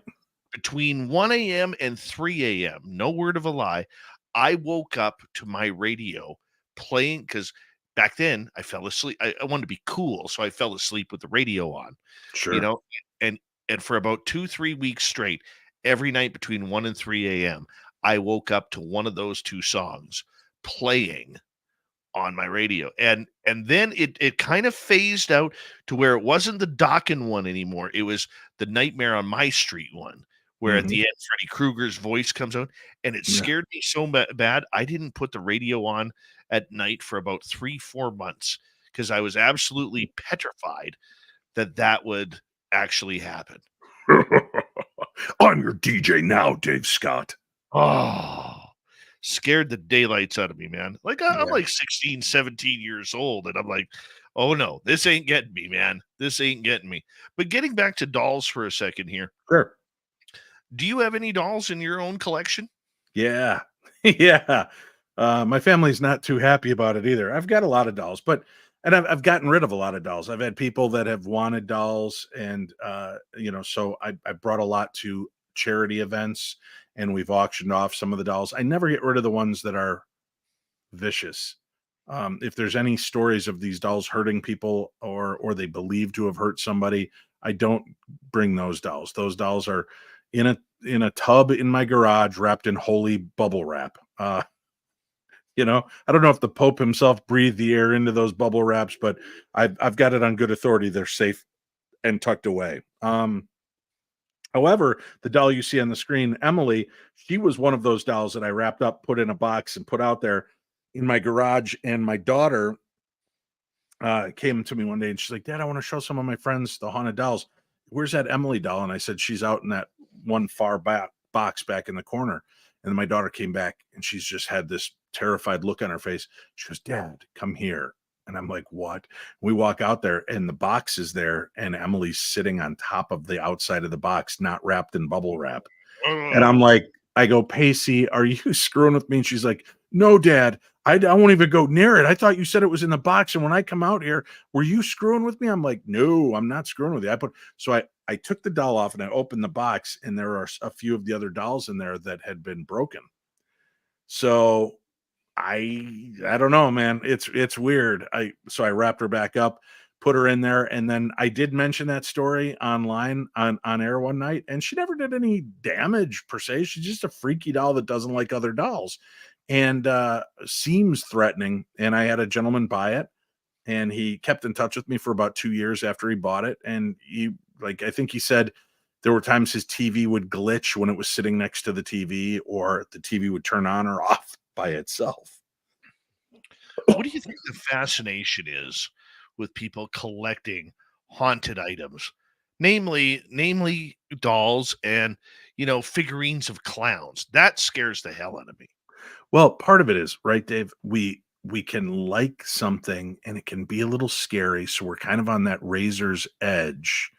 But the fact is, it's a doll, and truth come to pass, I'm gonna stomp the living crap out of a porcelain clown doll if it tries to kill me. I don't believe that they're imbued with that kind of power and strength. I don't think, and maybe I'll find out the hard way one day. I hope not, but yeah, I think people like them because they do seem a little creepy and dangerous, and there's always that part of you that says, yeah, that's not real. It's not real. And I've got people, a couple of guys out in, gosh, I want to say it was like Norway or Denmark, bought one of the dolls, the baby, from me, and they've kept her and have reported on her on their show and have shared stories. So people, I think they just like the concept of having it. And some people will take them in and treat them like a displaced animal that was at a kill shelter. And they bring these dolls in to give attention and affection to these dolls again, and things seem to go away and they don't have the problems everybody else had with them. But when you compare where they came from to where they ended up, that could be the reason, is that they're getting the attention and they're getting the love and appreciation again that they weren't getting locked in someone's attic in an old musty dusty box. That is very true, even though I'd still prefer them in a musty dusty box. I'm just waiting for my daughter's Barbie collection to start working its way around the house. Yeah. I mean, ugh. We have a Batman. My grandson keeps a bunch of his toys here, and we've got this big Batman robot in our living room. And from time to time, it will just turn on and start beep, boop, boop, choo, choo, choo. And jokingly, I've said, if there's somebody here trying to get my attention, you got my attention, now stop. And it stops. And my daughters and I have looked at each other and we've gone, that was just timing and coincidence, right? Yeah, sure. And then we go back to watching TV. I think it probably has something to do more with the TV and vibration on the floor, maybe triggering something on there. But who knows? I asked it to stop and it stopped. So at least it's polite and it listens better than my own children. So I'm okay with it. Yeah, that's a winner right there. Let's get to a couple audience questions here for you. Sure. You know what's funny is Dark Starry Sky listens to you, but then she found us, and she lives right in my small community here. Wow. Right in my small community. Yeah. Very cool. Yeah. So she's asking, Dave, what are your thoughts on those creepy black-eyed children? I love those stories, Dave. Those have been, I almost feel like a parent to them. Darkness Radio was really one of the first shows to start blowing that story up and start sharing stories of black-eyed kids. And I'm really fascinated by them because of they they lean into urban legend territory for me. And by urban legend, and I don't know if you had this in Canada, but this was big. There was this story going around when I was growing up of the lady goes out to her car at the mall and she gets in and realizes there's an old woman in the car in the seat next to her. And she says, What are you doing in my car? I'm lost. I can't find my car. I don't know how to get home. Can you drive me home, please? Just I'll give you the address. Can you drive me home? She's like, no, I don't. No, please, please, I don't want to be alone. All right, fine. I have to go back in and pick my shoes up at the counter. That's what I was waiting on. I will come back and then I'll take you. Oh, thank you. And she leaves and goes into the store and gets mall security. Mall security comes out. They start talking to this old woman, and finally one of the mall cops reaches in and grabs her and pulls her out, and a wig falls off and there's a hatchet on the seat, and it was a petite man who planned on murdering this woman. And that was the story going around when I was a teenager. Everybody knew somebody who knew the person that happened to, but nobody was ever that person.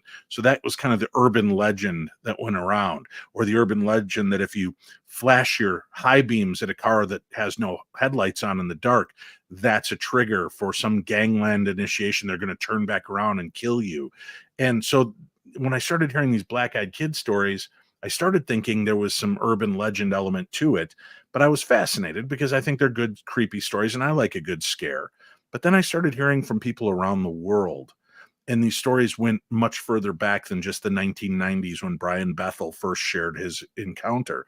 I started hearing from people that had encounters in the 40s and 50s. I heard from military personnel over in Afghanistan and Iraq that had seen these black-eyed children show up just before tragedy struck. So I do think that there's something to them, but I don't know what they are yet. Do you know Jacob Rice, paranormal investigator out of Washington State? I'm horrible with names, Dave. I apologize. I might. You have to get him on your show. He Okay. has one of the most incredible black-eyed kid stories you could ever hear.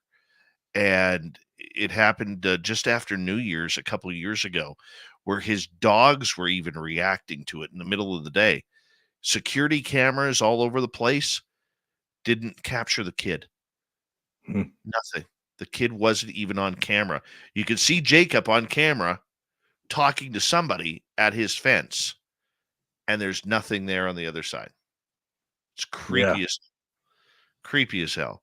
But let's get to another audience question. We got 2 minutes, Dave, Sure. before we got to go to break. Castle Dude in the UK is asking, Dave, what do you believe really happened at the Lizzie Borden house? That's a great question. I'm going to mention a character that sounds silly and impossible to believe, but I think that if Lizzie did it, I don't believe she was fully responsible. I think she may have been swayed or possessed, if you will, to do the murder, and from the Puckwudgies.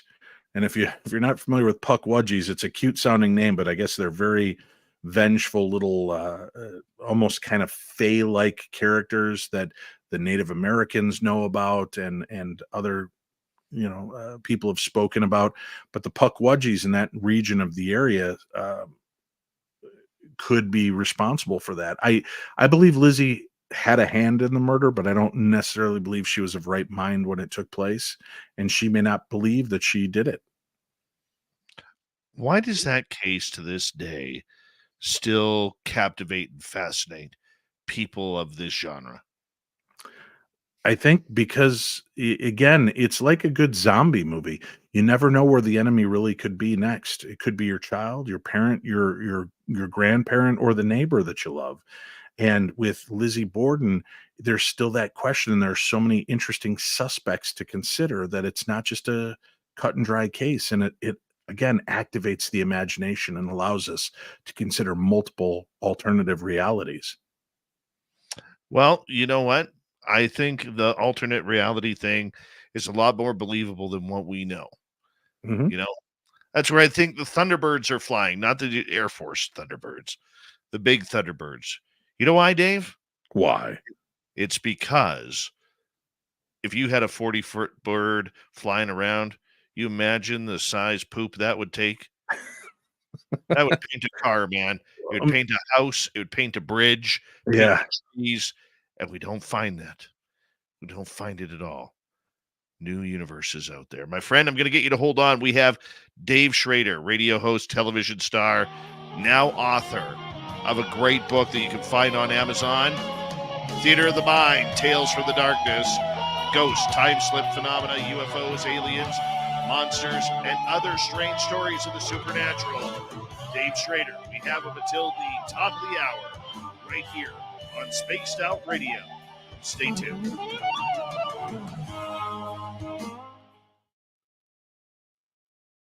Deb, your question's coming up next. And hi, Paisley Parker. And who else? Spider Queen. Can't wait to read your book, Dave. Awesome. Thank you. And you can go get it on my website if you live in the United States at paranormal60.com. You can buy the book and you can get it signed. We're just waiting for the next book. I blew through 250 copies in about a week and a half. So I had to buy another box of them, and I'm waiting for those to be delivered to sign. But you can go to paranormal60.com, order the book. You can get it signed or unsigned from me. And in Canada, just buy it off of Amazon unsigned. And hopefully I'll be out there in your neck of the woods and we can do a signing at some point. Oh, Bill Bigsby's calling me out.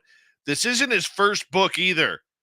Well, Bill, that is somewhat correct, but this is my first solo book. The first book that I was a co-creator on is The Other Side, a teen's guide to ghost hunting and the paranormal, but I share the title of creator on that with Marley Gibson and Patrick Burns.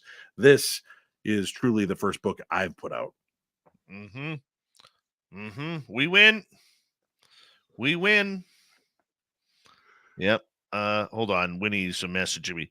Jacob's last name. Yes, Jacob Rice. Do I have his email? 1 second here. Can't get a signed copy to Canada. I do see your question. I could, yes. If you would like to order a signed copy to go to Canada, we checked. Shipping's about $35. The book signed is $30. So I just think you're better off not getting a signed copy when you have to pay $35 shipping and handling. I don't understand why there is such an insane shipping cost to Canada from the United States for a book. And then, from my understanding, Dave, and maybe you understand this even more, if I put any value on the book and say that it's a $20 book, they're going to tax you when you get it, and you have to pay more for it when you get it over there too. We're used to it. We're used to it. Just buy the damn book. Insane in the membrane.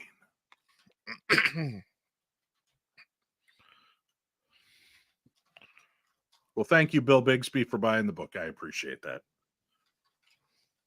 Thank you to all who bought the book.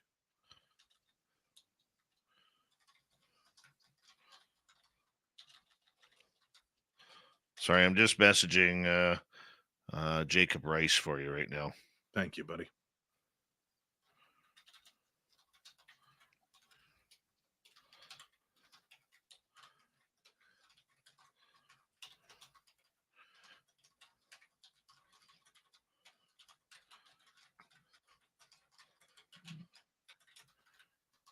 And thank you, Mark G., my buddy. One of my moderators on my show in my chat room is over here pimping my book and putting up links. So thank you very much for doing that, Mark. He is. He is. That guy's a trooper, man. He is. Super trooper. I'm surprised he has any fingertips left after the amount of typing he's been doing. Unless he's using the old cut and paste. And if he is, I don't care. Thank you for doing it. Mm-hmm. And sharing. Spider Queen, where are you in Canada? Spider Queen does whatever a Spider Queen does. Mm-hmm. Count Pupper, welcome. Scary times. Now, Nancy. Hey, Steve Purcell, thank you. I just saw your order come through on PayPal. I appreciate you.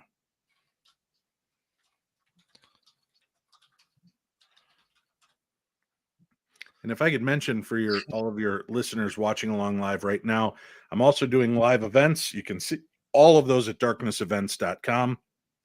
And if you want to ghost hunt with me and Dalen Spratt in Minnesota in April. We only have about 6 tickets that remain for that event. It is our Shifting the Paranormal event. Dalen Spratt from the Ghost Brothers and myself doing a paranormal event at the Palmer House Hotel in Sauk Center, Minnesota. Darknessevents.com. Awesome. Spider Queen, where in BC are you? I'm in the Caribou region. Whereabouts are you? Spider Queen, probably, I bet you she's Lower Mainland or Vancouver Island. Almost guaranteed. Maybe a tad bit in Kelowna. Oh, let's see here. We wait for the response. While we wait, thank you, Deb ×2, T-Bone with a hat trick, CS, Louie ×2, Laura, and W. Decker for the great super chats tonight. Very much appreciate the love and support. Oh, Powell River. Merle and Jacob Rice have actually investigated the museum there. Yeah, they've got a documentary on Paranormal Road Trippers YouTube channel. Paranormal Road Trippers. Thank you, Count Pupper. Thank you. All right, Dave, we got 6 seconds. Reminder, you can shop at our Spaced Out Radio store. We do not have ugly swag, people. Here we go.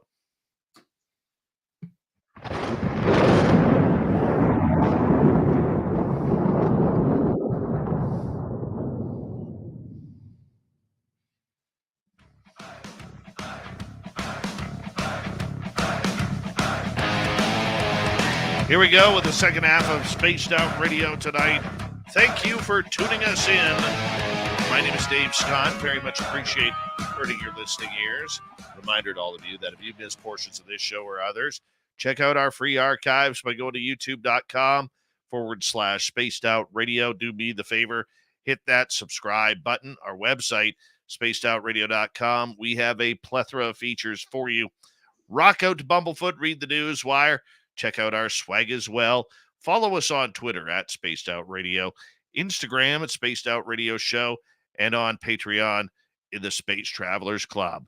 Final half hour, Dave Schrader from Paranormal 60, one of the top paranormal shows that you can find on podcast as well as YouTube.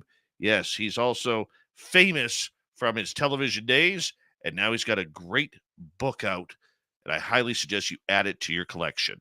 Theater of the Mind, Tales from the Darkness, Ghosts, Time Slip Phenomena, UFOs, Aliens, Monsters, and other strange stories of the supernatural. Dave, thank you so much for being here, my man.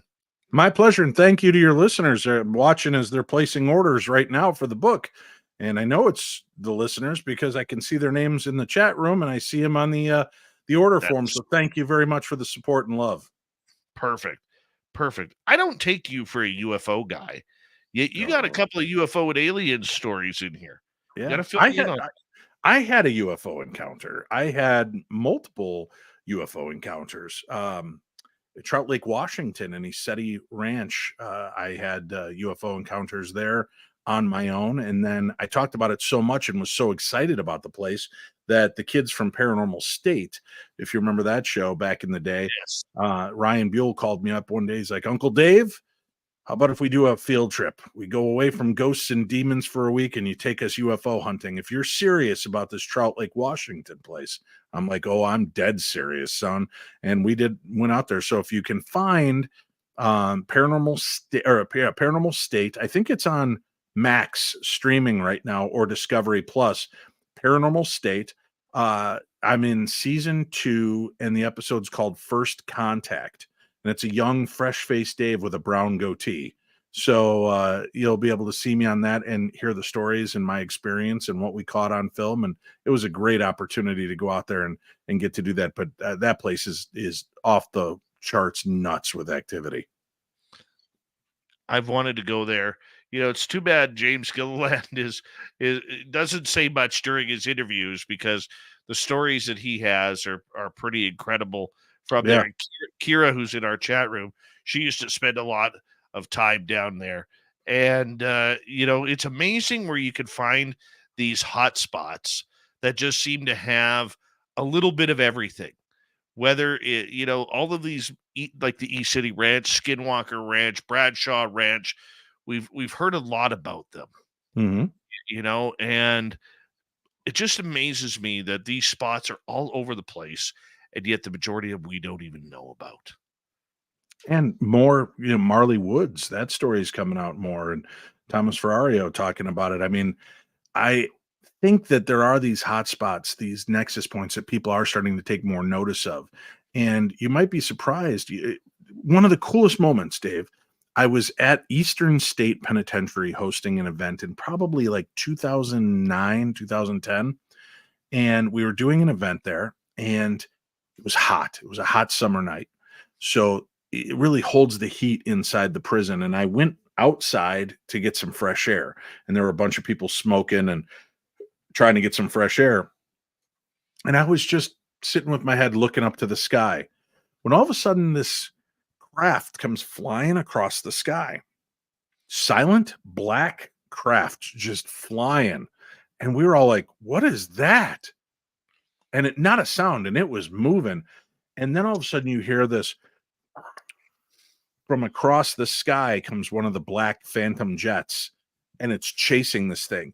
And it comes, I mean, this thing looks like it's booking at 3 times the speed of this alien craft. And all of a sudden this craft just goes pop, and it was gone. Like it just took off.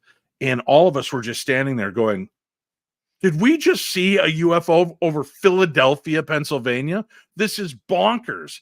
And we all witnessed, about 10 of us standing out there. We all witnessed this thing take place. That is amazing. Yeah. I love when that happens. Yeah. What, in your terms of everything you've learned, what makes a good UFO story? Again, it just kind of depends on the person. When I've talked to people like Travis Walton from the Fire in the Sky story. And have you had a chance to talk to Travis? You know, I've met him. I met Right. him at the Alien Cosmic Expo in Toronto back in 2019. And he's like, yeah, I want to do your show. I want to do your show. I'm like, great, let's do it, man. And he's never responded to my email since. You know, but Yeah, he's aloof that way. Yeah, he gets aloof from time to time, but I've had him on the show a few times, and hearing him over the show is almost not as impactful as seeing him in person tell his story. And watching him, because you can tell that when he really gets into the story, he is only a shell in front of you, an avatar telling the story. His brain and mind is aboard that craft. And Josh Gates and I were in Utah at a conference, and you know, we both love and respect Travis. And Travis was up at the front, and he was telling his story, and he was somewhere along the lines of it. He's like, and then as I stood there looking at this ball of light, and he just froze like that. Like you thought, did my video screen just freeze? But he just stood there. And Gates and I looked at each other, and he goes, Schrader, is this a medical emergency? And I go, I don't know. And we both stood up, and we started slowly walking down the aisle, and he just stood there, and he was gone. And we got about 3/4 of the way up the aisle, and all of a sudden he goes, the light was glowing all over. It was as though for him, a breath took place. Mm-hmm. But there was a moment of lost time for him there that literally extended probably 45 to 50 seconds of just silence, frozen. And it wasn't him trying to recall. It wasn't one of those nervous, like, you know, when you're trying to recall something. He literally, I saw the ball of light, and he was gone. And that was one of the more chilling moments for me. And didn't make me think the guy's mental, but made me think that to me is more proof that something has taken place. I've had people tell me interesting encounters and stories, and I kind of like to watch their eyes. Not that I'm one of these believers in the whole, you know, if they're up to the left and to the right, they're accessing this part of their brain. I don't want to evaluate them that much. But when my grandfather would tell me about World War II, you know, we could be talking, oh, yeah, Dave, I was out fishing the other day. I caught this big crappie and blah, blah, blah, blah, blah. And then you start talking to him about World War II, and he would be there, but he wasn't there. You could see that he was on the field watching his friends being blown up around him as he's explaining the story. And that's what I find interesting when you talk to experiencers, is when they're really sharing that element. You can see the pain etched in their eyes and on their face of this experience and the remembering of this experience. talking to Chris Lutz, the youngest boy from the Amityville Horror Story. I believe him because he does the same thing. And sometimes he'll like get up off the chair and almost stand behind the chair and hold it while he's telling you, like he's trying to buffer himself from the reality of the things that he did experience. So those are elements of stories that really, watching the way somebody tells the story, relates back to that story, and is affected and impacted by that story, that it's not just a tale to tell at the bar of that night I got lucky. It is something that is deeply ingrained in every fiber of who they are. Man, that's beautiful. That's poetic right there. Yeah. That's poetry in motion right there. You know, and by the way, you don't know what's going on behind the scenes. Jacob Rice and Winnie are now talking about finding a date for you to Jacob on to tell his Black Eyed Kids story. You know, so yeah, we got that set up for you, my man. Excellent. Thank you. I hope you enjoy that. Do you think we're being visited by aliens? Yes. I think aliens have probably been here all along, Dave. I think that they probably have underwater bases. And it's like that. Was it Isaac Asimov, or I'm trying to remember. There's a great story, a sci-fi story, where the aliens, we're all panicked about the aliens, but it's being told from the aliens' perspective, and we're the aliens. They're these black amorphous things that are slipping around on the ground that the humans keep seeing. They're the real inhabitants of Earth, and we are the intruders. So I think that there's something to be said about that. They just predate most of the cultures. They're just kind of accepted in Native American legend and lore and folklore, and in indigenous tribes people around the world.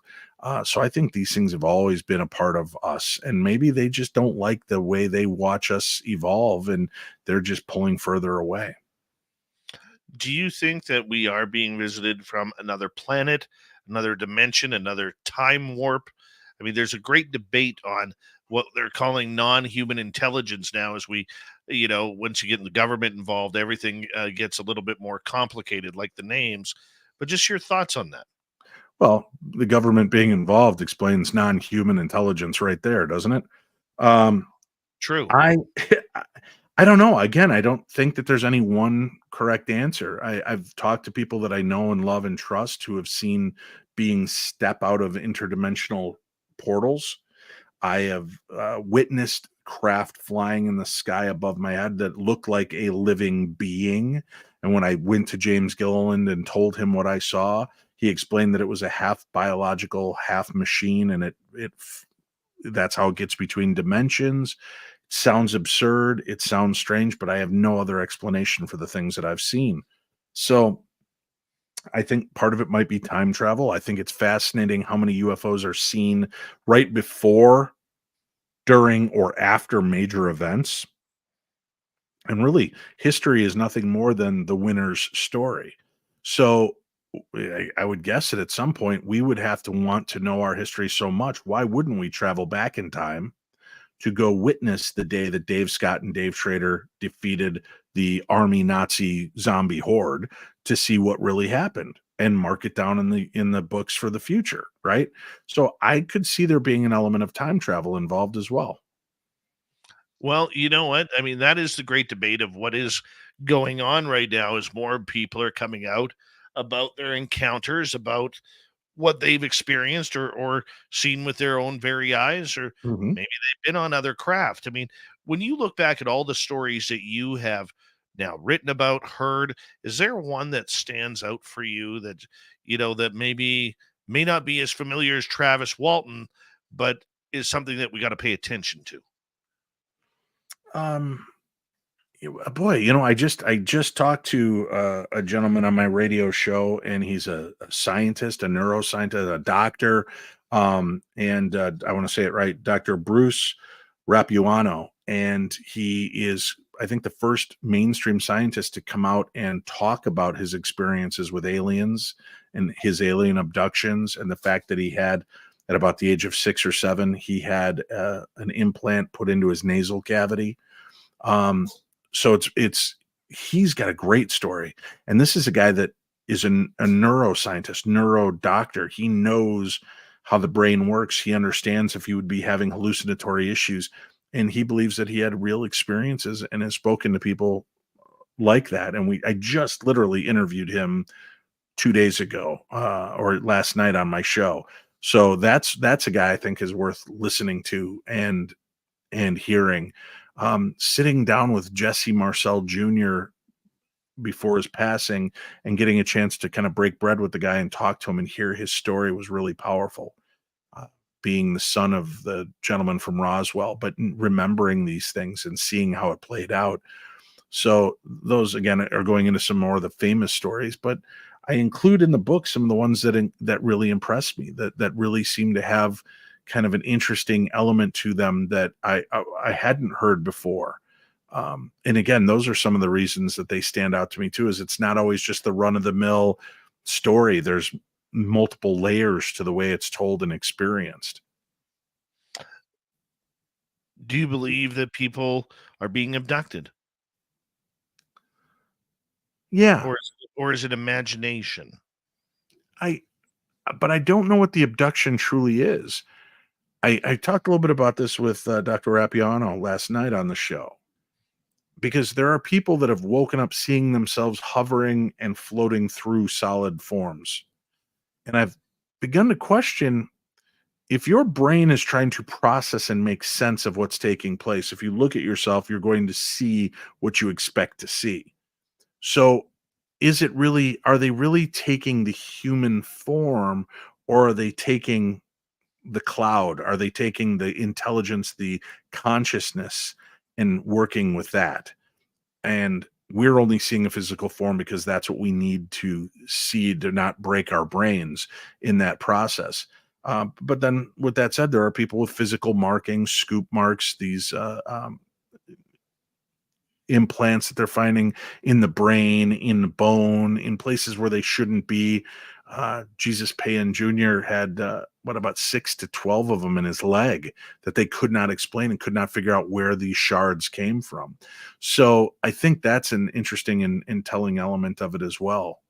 So yeah, I think why wouldn't it? We do that. We find something, we tear it apart and explore it, and we inject it with things and we remove things from it. And so I would firmly believe that there are other races out there that want to know about us, and what can they learn from us, and are they injecting us with diseases to see how it impacts so they can cure their people. I don't know. I think there's an element to all of that that's very true. Yeah, I know as an experiencer myself that nobody may believe me what I've gone through, but I Hmm. sure as hell know is what I've experienced Right. for sure. I mean, when you wake up on the table after your head's been cut open and you feel the little fingers run through your hair, I know you wouldn't feel that, but uh, Wow, Dave Scott. Wow. I went there, You went you there. know, but I did. I'm sorry. There's the Canadian in me. I'm sorry, you know, but I can tell you this, man. The experiences that I remember of being taken a few times, you only get little snippets. They only give you a little snippet, like Hmm. 5-10 seconds to remember. And just so they know, yeah, that was what happened last night. But I will tell you a fun story. Just a couple weeks ago, I Hmm. felt I got taken. And in that, my dad was there. And in that dream, I had, for some reason, I had it instead of my iPhone, I had one of those indestructible 1995 Nokia phones. Okay. So it rings, and the ring is do do do do do, and I dropped the phone. And after I dropped the phone, I could feel that gravitational pull that I feel when that incident is happening. Now I went to Sure. bed after the show about 1 o'clock, woke up at 2:09. Okay. And I could feel them behind me in my bed. And I Ugh. turn my head and look, and I see from my window, which is looks out to my patio, I could see the bright white light shining down, and then bang, light went off, they were gone. So I literally, Dave, I crawled out of bed, and the minute my feet touched the ground, I was frozen, like shivering, so like was having a pneumonia attack or something, right? I was so cold. And Mental note: do not spend the night at Dave no, Scott's house. no. So I jump in the shower, my teeth are chattering and I'm trying to warm up, and finally warm up, crawl back into bed, wake up the next morning, call my dad up because he was there. I said, "Hey, Dad, how did you sleep last night?" He goes, "Well, I got up a couple of times in the middle of the night." I said, "Well, what time did you wake up?" "Well, I woke up at 7:15 this morning." I said, "No, the first time last night. What time did you wake up?" He goes, "It was just after 2." I said, "What, about 2:09, 2:10 in there?" He goes, "As a matter of fact, yes," which is the exact same time I woke up. Wow. And I said, "Why did you wake up?" He goes, "I was cold and I had to go get another blanket to throw on top of me because I was cold." Wow. Well, I was getting the shivers at that exact same time. And I said, "Well, what woke you up at that time?" He goes, "I don't know. I remember hearing something drop on the floor and and went bang, but I can't find anything on our floor." So remember, I dropped the cell phone. I said, Right. "Well, what time did you get up this morning?" He goes, "Well, I got up at 7:15. I said, "How did you feel?" Because I felt like something happened to my chest. I've been having some heart issues recently with high Hmm. blood pressure and everything. And my dad says to me, he goes, "You know what, son? This is the best morning I've woken up to in a long time." He goes, "I wasn't wheezing. I wasn't coughing." He goes, "I feel great today." So he had his chest cleared as well. Wow. That's amazing, man. Yeah. And that was That is 2 really weeks cool. ago. That was Mhm. 2 weeks ago. Freaked me out, man. Well, Freaks me out. there's a story in here, in here that I think then you'll find fascinating. Let me look at the title of it real quickly. Um, Deep Breath is the name of the story, and if you haven't read it yet, Dave Scott, read it. I think it'll be interesting to you. And Deb, I didn't forget about you. I have seen Trilogy of Terror with Karen Black, and that little Zulu doll, that was one of my nightmares growing up. So yes, I did see that. And yeah, that movie stuck with me. I think maybe a lot of people, that's why they're so fascinated with dolls, right? It's those elements of these little things that should be basic and innocuous that are Yeah. terrifying. One more question from our audience. We got 2 minutes to go here, Dave. From Helen. "I moved into an old house. My back, arm bad. I saw human bite marks on it. What could have done that?" I don't know. I don't know. Wouldn't it be interesting to be able to follow the history of that location and realize that at some point this child lived in that room and kept seeing this person, and the child lashed out and bit the person because it was frightened and trying to get this thing to leave. I don't know what could be causing it, but if you know the prayer of Michael the Archangel and you're religious, I would utilize that prayer, put up a couple Benedictine medals, and that would be the way I would start with that. Yeah. Tequila also works well too. What, to kill the pain or the bite marks? Kill the pain. Yeah. Always. It's a good way to do it. Dave, with 90 seconds to go, I want to say a big thank you. I know you come on this show 2-3 times a year, and it's always so much fun when we get the opportunity to have you here. I really wish we could do it more often, my man, because I always have such a great time having you here, and you're such a wonderful presence on radio. You really are a benefit to everything that we do, man. Well, thank you. I appreciate that, brother. And I always love visiting you. You're one of my favorite shows to get down and chat with, because I feel like, we're brothers. We have this kindred spirit amongst us that we can share these things and know that the night is gonna be a little bit better and a little brighter from the information that we share here. So thank you for allowing me onto your realm, and thank you to all of my listeners for joining in tonight, and for all of your listeners for following over on the Paranormal 60. It's been a great simpatico relationship that I hope continues for many more years. Remind everybody where they can find your book and Paranormal 60. 30 seconds. Paranormal60.com is my website. That's also where you can find autographed copies of the book. You can purchase them there, or you can buy unautographed copies on Amazon worldwide. So thank you again. Theater of the Mind, Tales from the Darkness is the name of the book. I'm Dave Schrader. That's Dave Scott. And this has been one remarkable night.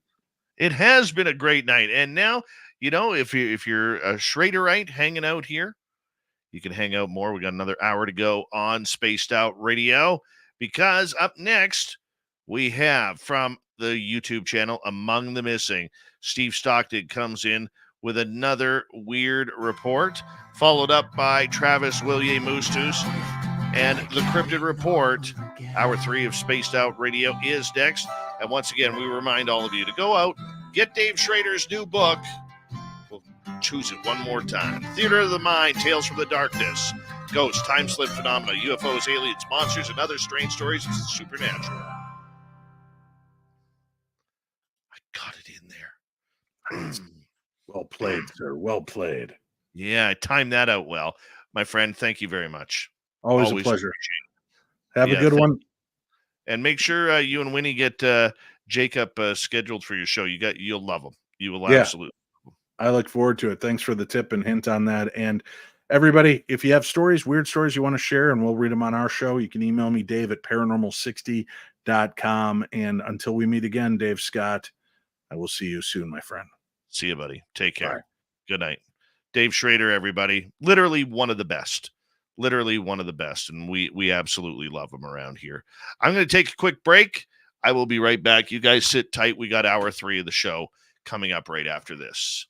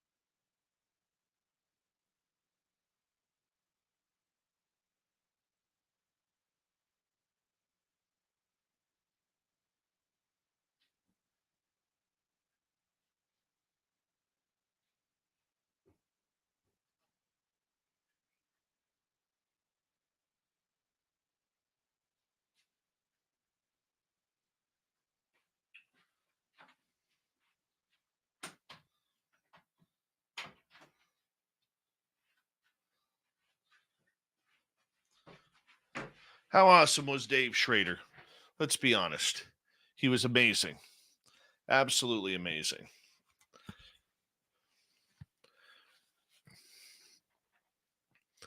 All right. Reminder to all of you that you can get your tickets for the 3rd annual SOR fan party in Reno, Nevada, May 10th through 12th at the Silver Legacy Casino and Resort by reserving them at info@spacedoutradio.com, info@spacedoutradio.com. And we want to see you all there. Got the live show, the VIP party, ghost tour of Virginia City, and a UFO watch with Melinda Leslie. Merle's going to run the paranormal tour. We got a bunch of people coming.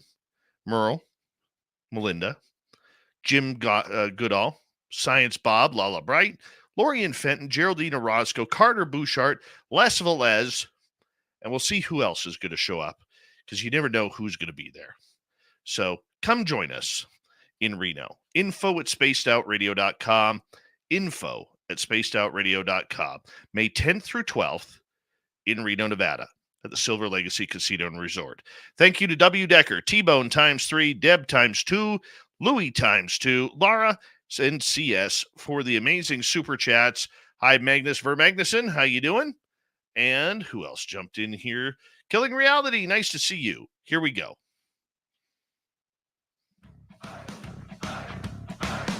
Would you like to connect with us? Head to spacedoutradio.com for all your latest show info. Now, back to Dave Scott and SOR. Here we go with hour 3 of Spaced Out Radio tonight. Good to have you with us. My name is Dave Scott. Thank you for tuning us on in wherever you are on this beautiful planet we call Earth. I want to remind you that if you've missed portions of this show or others, you can check out our free archives by going to youtube.com/Spaced Out Radio. Do me the favor, hit that subscribe button. Our website, spacedoutradio.com. We have a plethora of features for you. Rock out to Bumblefoot, read the news wire, check out our swag as well. Follow us on Twitter at Spaced Out Radio, Instagram at Spaced Out Radio Show, and on Patreon in the Space Travelers Club. I also want to remind you that it's all this time of night where we say hello to Steve Stockton from Among the Missing and another creepy story. Hello, friends. Welcome to Among the Missing YouTube channel on Spaced Out Radio. I'm Steve Stockton, and I'm about to take you on an unbelievable journey of people just like you. Their stories and encounters will haunt us on Among the Missing.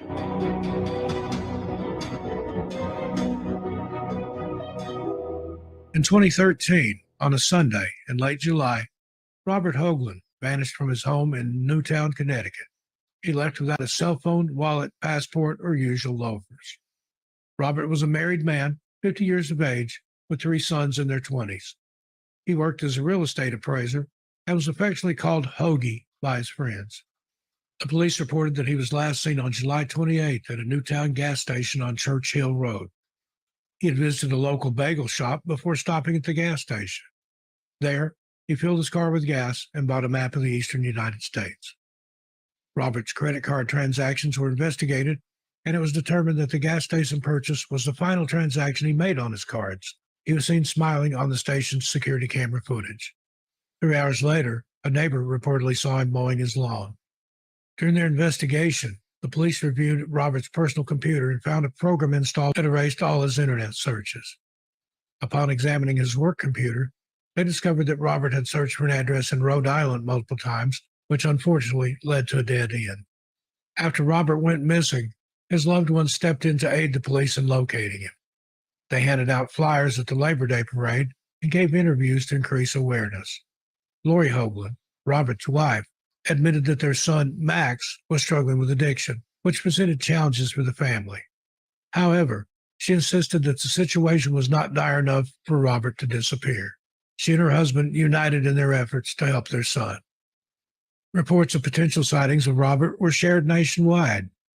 One unverified sighting came from someone who claimed to have seen him in Rhode Island. Another sighting was reported by someone who saw him leaving a business in Brookfield in a car with New York plates. Police received a tip 1 year after his disappearance, placing Robert in Putnam County. In 2013, Robert started working as a property appraiser under the alias Richard Rich King for a small firm in the town of Wallkill, New York, which is situated outside Middletown. Towards the end of the year, he found a place to live on Craigslist and moved into a rental home in Rock Hill, New York. He shared the house with a man named David, a local high school music teacher and musician. According to the Albany Times-Union, David had moved out of his home after a divorce. Upon moving in, his new neighbor, who went by the name Rich, claimed to have just separated from his wife and was new to the area. David asked for identification, but Rich did not have any. Rich explained that he'd left everything behind, including his ID, as he was divorced and his children were grown. He wanted to start a new life. When he moved in, Rich brought limited belongings, including clothing, accessories, and a small bed. To transport these items, he used a vehicle provided by his employer. As David's lease agreement prohibited him from subletting to anyone, Rich was not required to undergo a background check and was not added to the lease. The landlord remained unaware of Rich's presence until after both parties had vacated the premises. Rich paid his portion of the rent and utilities in cash, and later on, David included him in his cell phone plan. Even though David purchased his own house in 2020, he and the man he knew as Rich continued living together.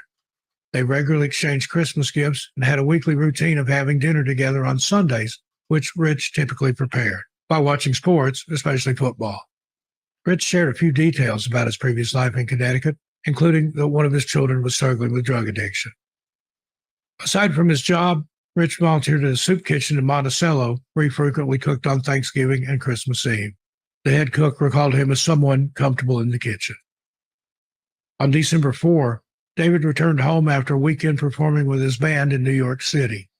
He saw the car Rich drove still in the driveway that evening. He reviewed security camera footage that showed Rich had been holding his back as he entered the house on December 3rd. David grew concerned after Rich didn't leave his room to make Sunday dinner or to go to work the following day. At David's request, a friend stopped by the house during the day to check, but no one answered the door. Texts he sent to his roommate were not answered. Finally, after work, he entered Rich's room and found him unresponsive and not breathing. David attempted CPR, but to no avail. Police who responded to David's 911 calls had difficulty ascertaining the dead man's identity since he had nothing with Richard King on it. They did find letters addressed to Robert Hoagland. Sullivan County officials worked in conjunction with Newtown Police to confirm that identity. After being known as Rich for years, Robert Hoagland was deceased at just 59 years old. In an interview, David said, quote, "I just want people to know there was nothing strange about his life, other than the fact that he was able to disappear for 9 years," end quote. Thank you to Steve Stockton from Among the Missing for another creepy story. If you like stories just like that, do us a favor. Hit that subscribe button, ring that bell at Among the Missing. Also, speaking of subscribe and ringing that bell, we are encroaching a major milestone on our own YouTube channel. We are at 24,930 subscribers.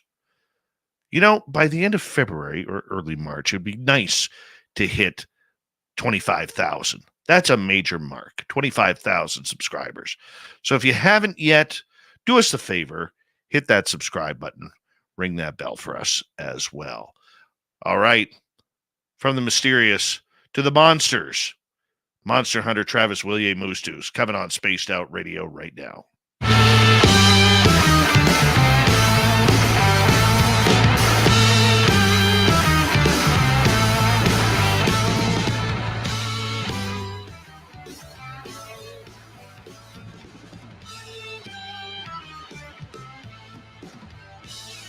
You know, I always love it. And our radio audience can't see this, but if you're on YouTube, you can. All right. Every time we bring Travis Willier-Moostus on this show, he is so pumped up and excited. He's just fist pumping. He's clapping. He's got a big smile on his face. He's ready to get some monster business done. How you doing, my friend? Oh, doing excellent, Dave. It's excellent to be back on, and yeah, I'm just having a wonderful night here, and yeah, thanks for having me back on. Hello to the fans out there, and it's great to hear that the fan base is growing and the subscriber list is just increasing, and that's wonderful and just excellent news. It's always good. It's always fun, man. And I thank you for always coming on. Okay, we always got to start. Where's the kitty, man?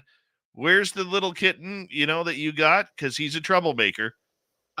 Yeah, I think he was sleeping in the back room, but I'm sure he'll be around and out here anytime soon. So Perfect. I want to ask you, as someone who is a monster hunter and somebody who is out there looking for all these creatures and trying to figure out what it's all about, where they're coming from, how do you deal with them, both on the earthly ground and in the astral plane. When it comes to black-eyed children, this is something that, it kind of creeps me out. I don't want one of these encounters. I've experienced a lot, my friend, but I really don't want one of these encounters. Have you ever encountered black-eyed kids? To be honest with you, no, but I've heard a lot about it in the spiritual world, and a lot of people gave me kind of fair warnings about them, and just told me that these beings are going to be amongst us, and they'll be very different, very interesting, very distant, almost like they're always observing and calculating kind of deal. But it's like I said, yeah, they're going to be amongst us in time, and that's what I was told a lot about, and that will be it's almost when the world and everybody is evolving in this way. So it'll be we'll see more species of different humanoid types, and that's just part of the whole galactic community and this universal cosmic unity, I should say. What do you think they are? Like I said, it was like I said, just other forms of humanoid beings, especially with the altered eyes. I've come across many different kind of humanoid beings, especially with different kind of eyes. Some of them even had frog looking eyes, and those guys weren't too I should say, they weren't on our side, in that level. But so getting back to the point though, is I wasn't told anything to like I said, to be warned too much about the black-eyed children. It's just I was told that they might have a lot more I should say, they have a lot of the intuitive there, but it's almost like a distant from the emotional side kind of deal. And it's and that's why they kind of find us interesting, because we're just so emotionally driven, and a lot of our ways, in all of our in our art and all of our different kind of our just way we live and how we go about ourselves, right? So it's we're very, very intuitive beings in that sense. And that's what I was told anyway about it. Is there certain times when these creatures come out, if we could call them creatures? I'm not even sure really what to call them. Entities, creatures. They seem to be really freaky, and they say, if they ask you if they can come inside your door, or open up your car door or your house door, that bad things will happen. Is that just an illusion, or is that something that we need to worry about? Now that sounds a little bit different from what I was told about. I was told about this also evolving within our species as well, as a human beings, but what they're talking about is almost like a dark spirit trying to get in the house, and these a lot of these dark spirits will have blacked out eyes, and are features in the face that seem to be darkened or blacked out, and those are I should say dark force beings, dark energy, dark frequency beings that are trying to get in, and that would be a bad case scenario. You wouldn't want to deal with that unless you're meant to deal with that in that sense, or you have the capabilities of dealing with it. Okay, so if we switch from them to Men in Black, because this is another question that we get a lot on this show, is what exactly are Men in Black? Are they human? Are they not human? Are they aliens who are in human disguise? Have you ever had to deal with Men in Black through all of your experiences? Just on the human side, but from what I've gotten from the spiritual realm and other other spiritual, like I should say, people that were looking into this subject. Where it's made up of a lot of different species and beings. Like it's not only humans.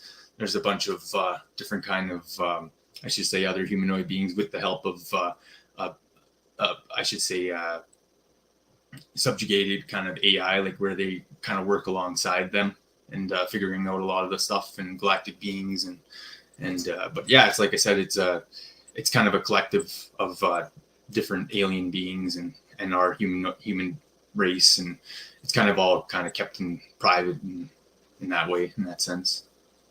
And same thing with the black-eyed children are amongst them as well.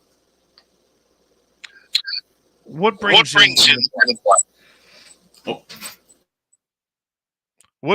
the Men in Black? You know, is it the UFO sightings? Is it the alien contact? And if so, how do they know? Yeah.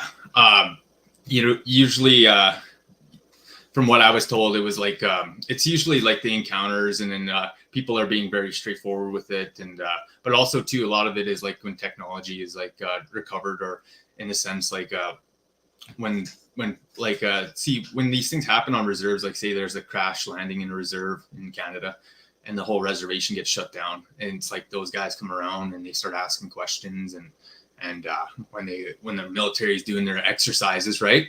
And and they come to pick up a crashed UFO or whatever in the lake, and then a lot of people get asked questions and things, but yeah, that's kind of like when that happens and those guys come around. I gotta ask you, in regards to something you just said, when the military comes around for crash sites, have you seen this happen?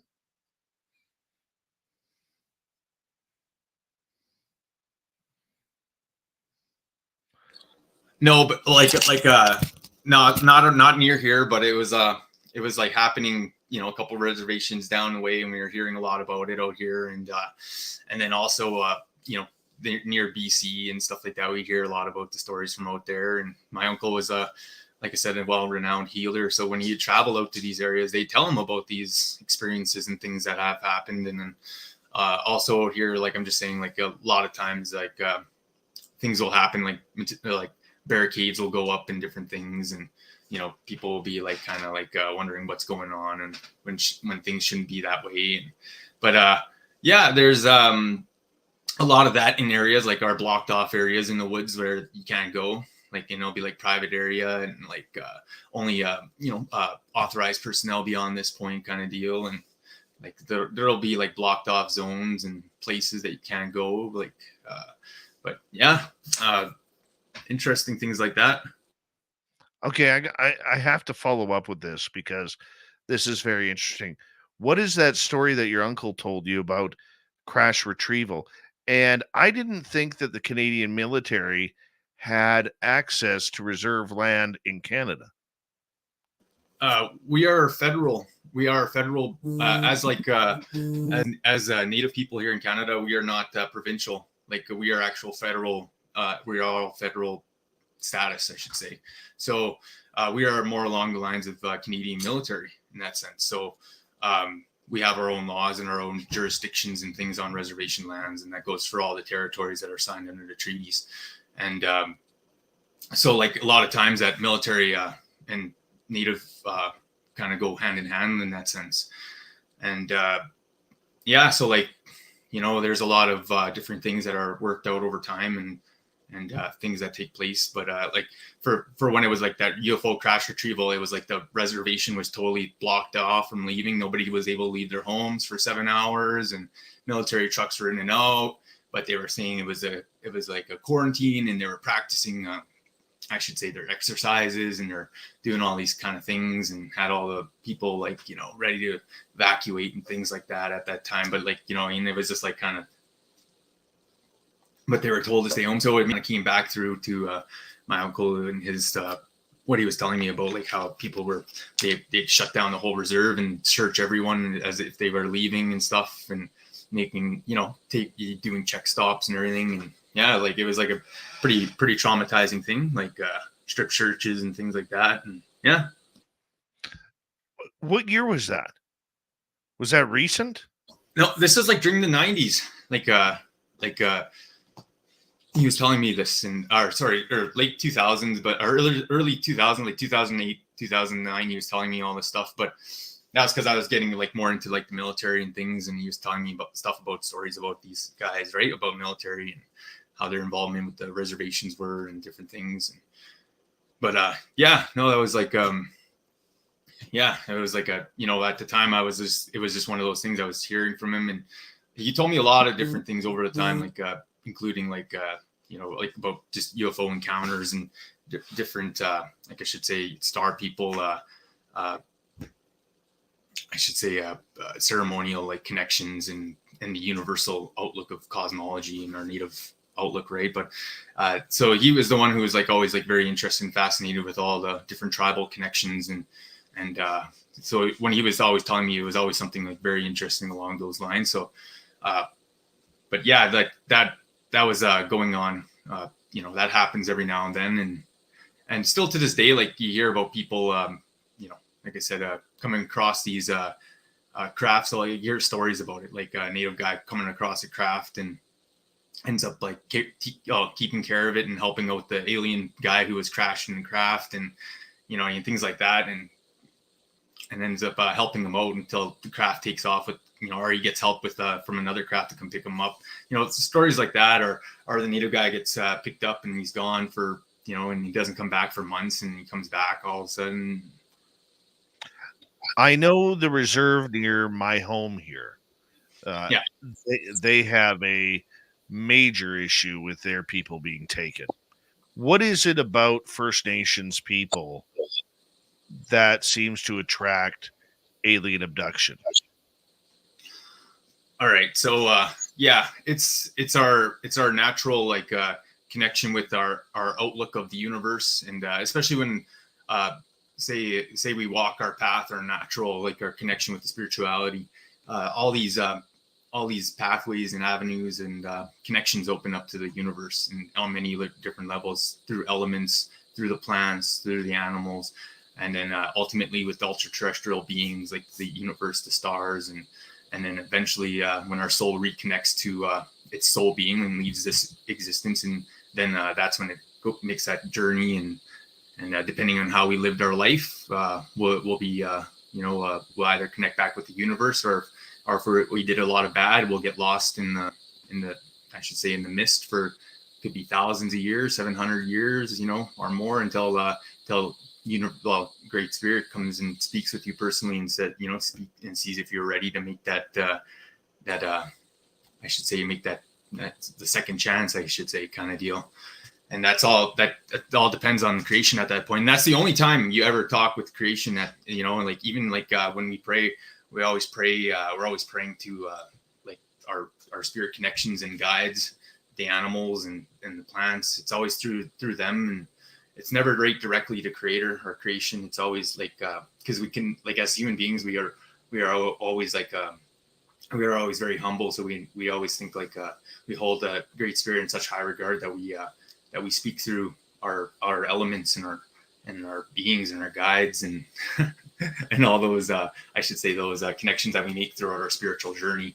I was talking a lot about the animal humanoids and a lot of the beings out there, a lot of dimensionals, and a lot of times when the beings come to us, either through vision or they're being there in physical form, they will take half human, half animal bodies or plant bodies, and they will come to a person like that with messages, depending on like their connection.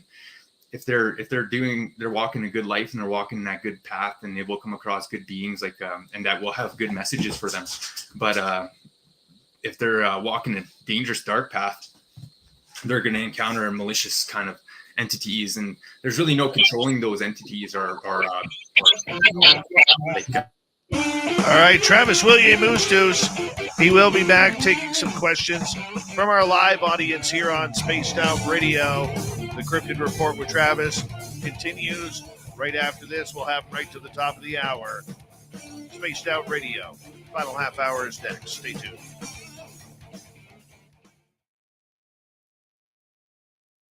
All right. We are clear. Yeah. That's excellent. I'll go into a little bit more about that because there's like some levels to that I gotta brush up on there with especially when you're entering into those high frequency fields and it's like kind of like you're in the open universal zone where it's just kind of like where you're beyond your safe or your guardian area kind of deal, and you're there with your spirits and you're walking in there with their energy. And I can go a little bit into more about that if you would like. Yeah, let's do that. That's going to be a lot of fun. Yeah. And like I said, I was told a lot about these different kind of dimensionals and beings to look out for out there. Like I said, most I've encountered have been on a good plane. But the ones that I've encountered on a darker plane, like I've been called to or been asked to help with. Other than that, like on a spiritual basis, like when I've come across these beings out in the wild, it's been for a message, kind of like a foretelling, or like kind of like there's a connection there in the universe with it in that sense. And if I have to defend myself or blast at, these, like, if there's like a bunch of yellow eyes that are coming my way, like, then, and defend myself or whatever, right? Then that's the case. But most of the times, like I said, it's been, like I said, the beings have been pretty, on a good level basis with me, and especially with the ETs in that sense. But like if I've been actively called to an area to clear things out, then yeah, I've had to deal with a lot of like different kind of dimensionals or different kind of spirit entities, and or weird kind of like a coyote dog beings that have been out there. Weird question from Little Cam over on Twitch. What kind of shampoo do you use for your nice hair? Take that tip of that Timmy's. Yes, that's hilarious question. Just Head and Shoulders, I guess. There you go. I'll give you a few of those for that. Oh yeah, there you go, Little Cam. Way to hit home with the hard question of the night. Really pushing that journalism on me. All right. When UFOs fly over Travis's house, the aliens lock their doors. Oh, Joe. Oh. They love to fly over. Actually, I had a couple fly over the other night, but they were so far in the atmosphere, like so high up, that I couldn't really catch them with my camera. They were passing through clouds in the sky, and then, like I said, like it was just too high up for me to catch any glimpse of it. But you can see them with your eye, right? So. Oh yeah. I love me a good UFO. That's the way it goes. Let's see here. All right, we got about 2 minutes. Okay, give me a second. I'll be right back. No worries.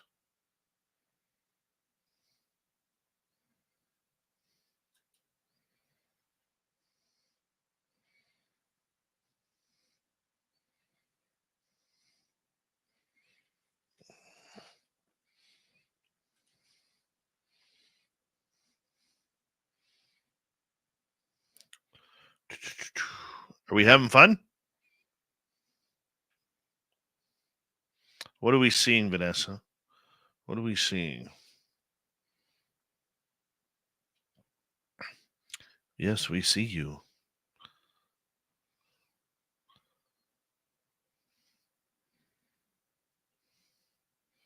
Hello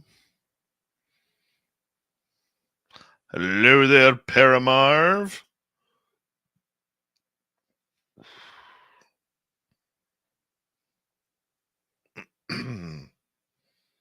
All right.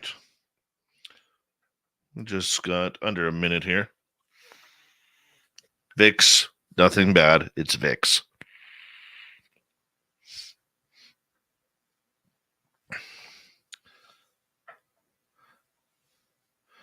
Dark starry sky. Head into the 105 on the 1300 gravel road.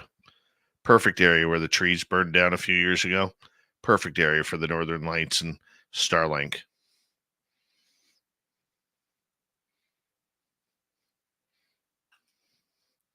All right. Thank you to our super chatters. Deb times 2, T-Bone with a hat trick, CS Louis times 2, Pixie Lar and W Decker.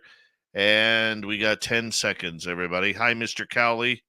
Good to have you back, buddy. Here we go.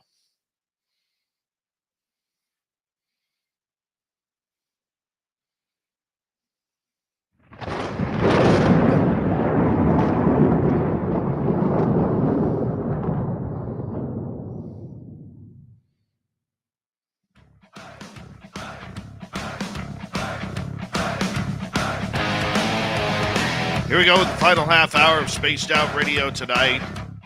My name is Dave Scott. Good to have you with us. We talk the UFO report, or pardon me, the cryptid report.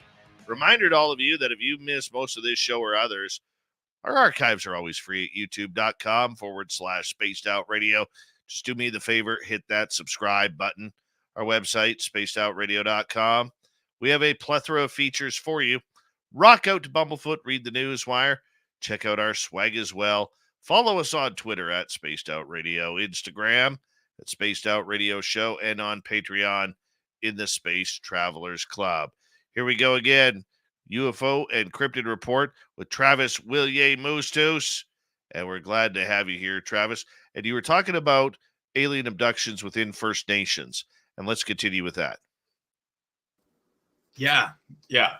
So there's been a lot of crafts that's been reported over the years over our reservations and visiting a lot of our folks out here.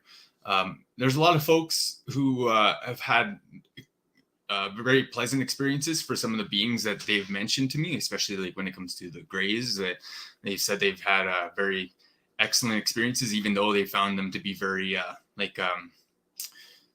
when they were dealing with them, like some of the experiences that they were, I should say, going through, or they, like I said, bear witness to, like in sense of just like how their ship operates and how they are on there. And it made a lot of sense to me because of my encounters with a lot of them. So it made, like, I knew that they were spot on with the truth. But yeah, it was kind of interesting because like they walked up right to I was at a flea market and I was selling my paintings, and they seen some of my paintings and they're like, hey, so they come and picked you up too? That's how the conversation began. And I was like, oh, okay. Like, so they come and visit you as well. And then he's like, yeah. When I was younger, they come and pick me up, and we traveled around for about 3 months, and every night they'd come and pick me up, he said, and we'd go around. And I was like, whoa. And just listening to some of his stories, and it really rang true for a lot of the experiences that I've seen on aboard their ships, or seeing with, or dealing with them, and in various levels. And yeah, like a lot of people out here, even younger people, are now seeing a lot of orbs in the sky, or are having visions of being on crafts, and I'm just helping them sort a lot of that out. And even some of, like I said, the older folks out there have such wonderful experiences too, spiritually, ceremonially. My uncle had a very interesting one. He said he was camped out beside the lake, and it was like during the middle of the night, all of a sudden it was like a clear night, and then just this water just dropped on him, like a pool of water just fell on the whole camp, put out the fire, put out everything, and the guy that was sitting out there was just like, hey, what happened? He freaked out and then he got up and they were looking around, and they said the whole area, like around even the whole truck, the vehicle, and it was all splashed and marked out like a big circle. But eventually they walked out and it was just dry. So there'd be like no way somebody would be like throwing a whole surface area of water on the tents and everything. So his only explanation was that out of the lake, the UFO came, like it flew up, and all that water, when it flew away, dropped on them, and they just got drenched in water, everything, absolutely, the canvas tents and the truck. And yeah, so he's like, yeah, they're in our lakes, they're definitely in our lake, and they're flying around in the water. So my cat's just attacking my necklace here. Give me a second. I'm going wild right now, this kitty. Anyway, but yeah, so other than that, like I said, they've been around, and they've been totally like I said, interacting with our people, both just a dimensional basis, and also on a physical basis, and also ceremonial basis. So like just like encountering them around the area in this part of the region of the world, and like I said, our connections with them go back centuries and thousands of years, and I should say thousands of years. And it's like like I said, it ties to our origin story, and a lot of our tales, and like I said, our language comes from them, and it's a big part of our belief as a Neo and Neowak, and that's the people of the four directions of the universe. And that's that's what I have to say there for that. Is there anything? I love that answer. Thank you. I think that was an extremely educational answer. That doesn't stop them from taking people. Do a lot of First Nations, when they go or are taken, do many choose not to come back to this planet, or is there a contract? Fill me in on that. Yeah, there's actually there's a choice. There's a choice to go, and even sometimes too, when people go through spiritually and go through portals, sometimes they don't want to come back. They'll stay on that other side. Sometimes it's meant to be, like they're called there from the universe, and that's their journey, and they're part of their experience to go through that and go into those dimensions and do that work over there. Because some people are on a very I should say on an enlightened level, where they're totally connecting with every kind of sort of being, like trees, and like I said, they're like they walk with certain type of they walk in different kind of I should say, they don't dress like us, and they almost walk like they're part of their beings too, and they share that same being, and they're like they can transform into these different creatures at any given time. They can wear they can wear the pelt of anything, like a coyote, and they can have a snake on them in their hair, and they can have a rabbit paw around their neck, and they can just be turning into these different animals all at any will. And it's like I said, it's part of their journey, and their connection to the universe. It is very much possible for people to evolve and to achieve these things in life, and these connections, and with the spirit world and with the universe in that sense. But yeah, it's like there's a lot to that. a lot of work that goes into there. Okay, I want to get some audience questions here, because there's a number of them for you, and that'll pretty much fill up the hour here. Start off with Dizzy here, who is asking, is there a meaning to different colors of cryptids' eye shine? Like green means friendly, red is ticked off, etc. Fill us in. That's a good question. Thank you. Yeah. All right. So it all depends. It really depends on the situation and how how the connection is, because sometimes there will be like the dog humanoids that come and visit, like dogmen, like atomos, like they will come and visit you, and these are very galactic beings. They are their own kind of ancient race, humanoid race that were part of like Atlantis and the ancient world, and they were amongst those beings that had left here through portals and different kind of means to different moons, habitable areas that they had in the universe.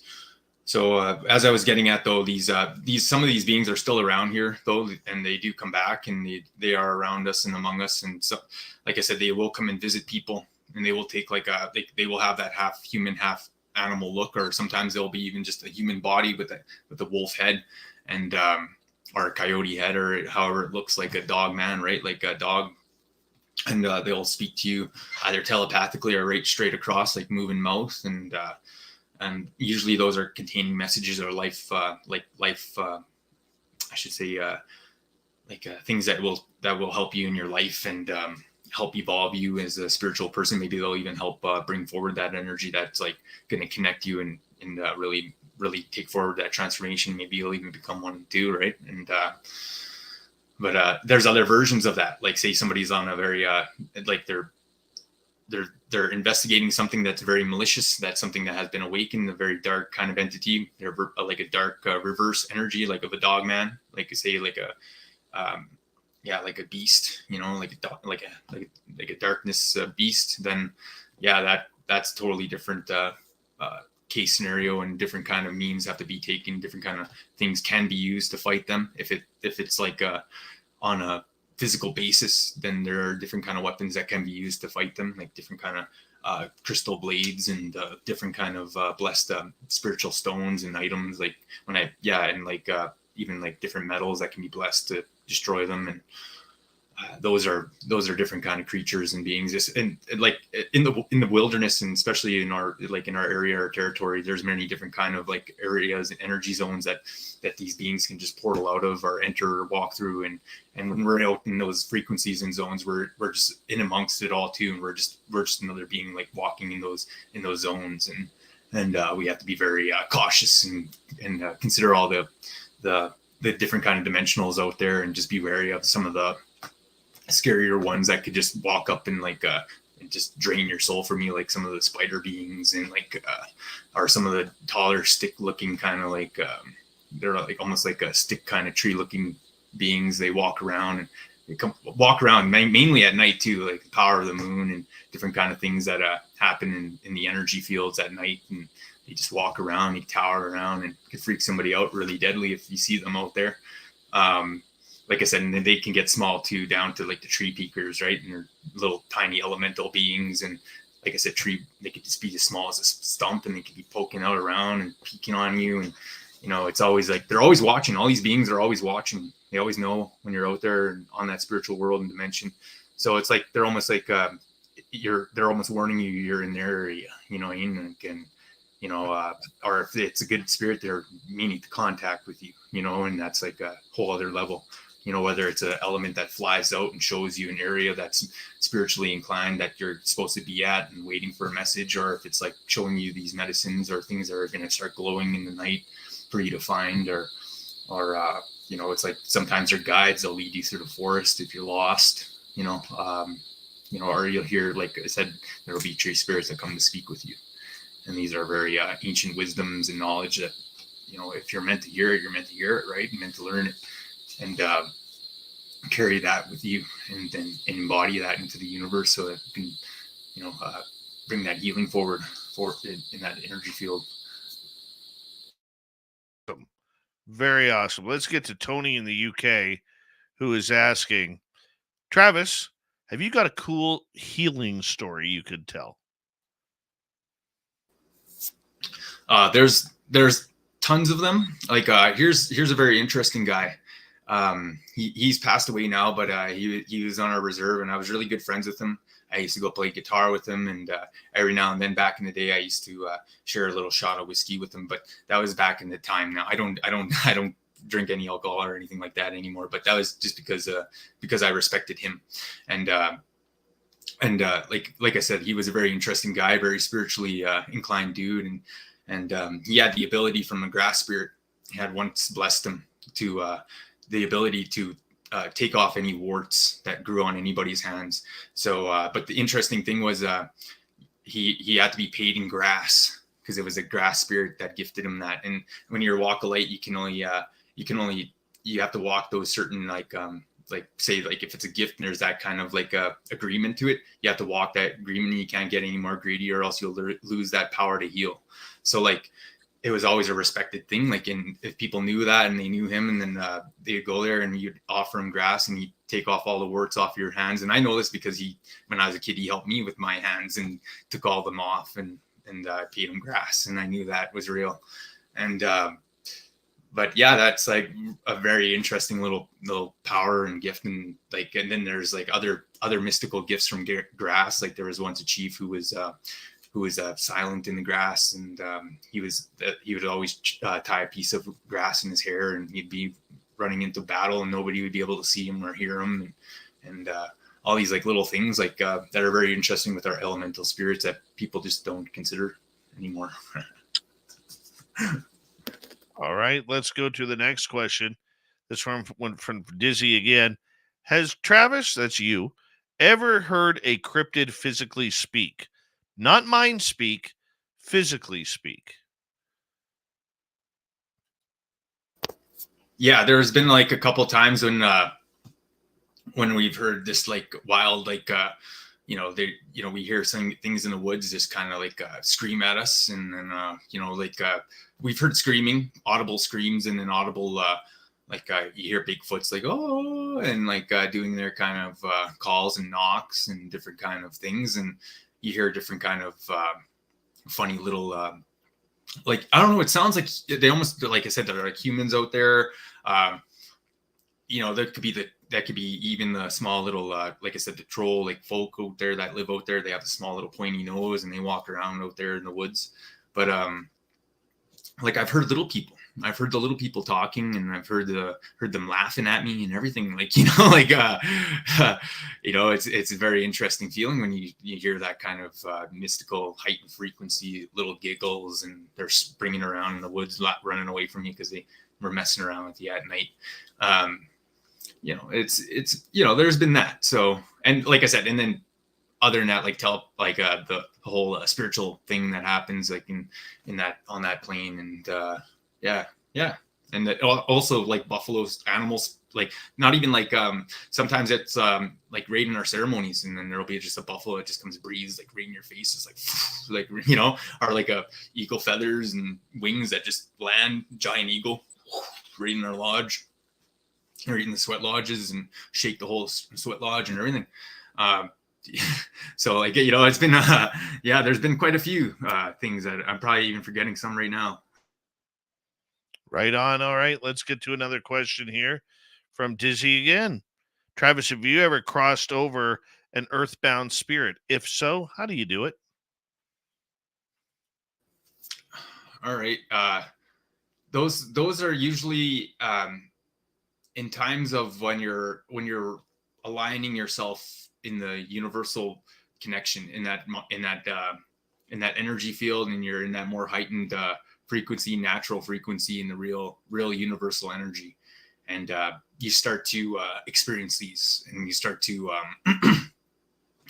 make these connections. But as for earth cross with the earthbound spirit, it's more it's like a moment in time that's meant for in that part of in that moment of the universe to happen. If that connection is meant to be, it will be meant to be. And that's just how you're aligning for it, is you're preparing for that in the universe, and when it's meant to happen, it will happen when you're out there. All right, let's go to another question here from our audience. Let's go to Jerry. Travis, are you endowed with super strength when fighting monsters?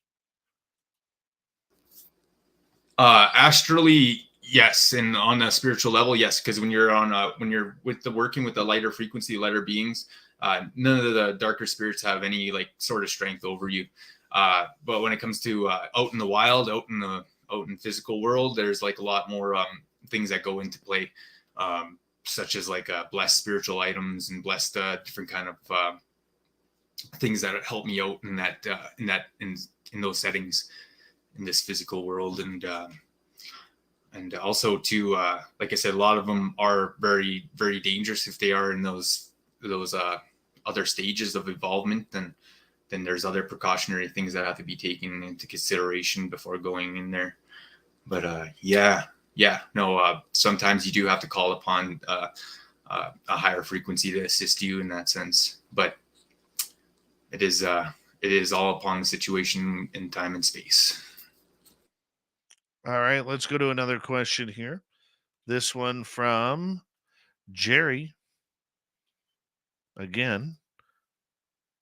Have you ever seen an owl or a skunk or something, and it had imparted some sort of mystical wisdom? All right. My uncle told me a lot about the wisdom of the owls, and he told me there was one time there was a ceremony that was hosted out here, and the chief and council had offered him some money. They're like, we'll pay you if you go and get these animals, and we'll give you tobacco and all this stuff and for our ceremony. So he went and did that. He went and got the animals, and sure enough, they didn't pay him, and then they also didn't do the offerings right for the ceremony. So then all of a sudden, when he went back home that night, there was an owl waiting for him on his back porch, and the owl was like, all right, well, you didn't do the offering right, so I'm going to be taking someone of your family. Like, I'm going to be taking one of your loved ones from you.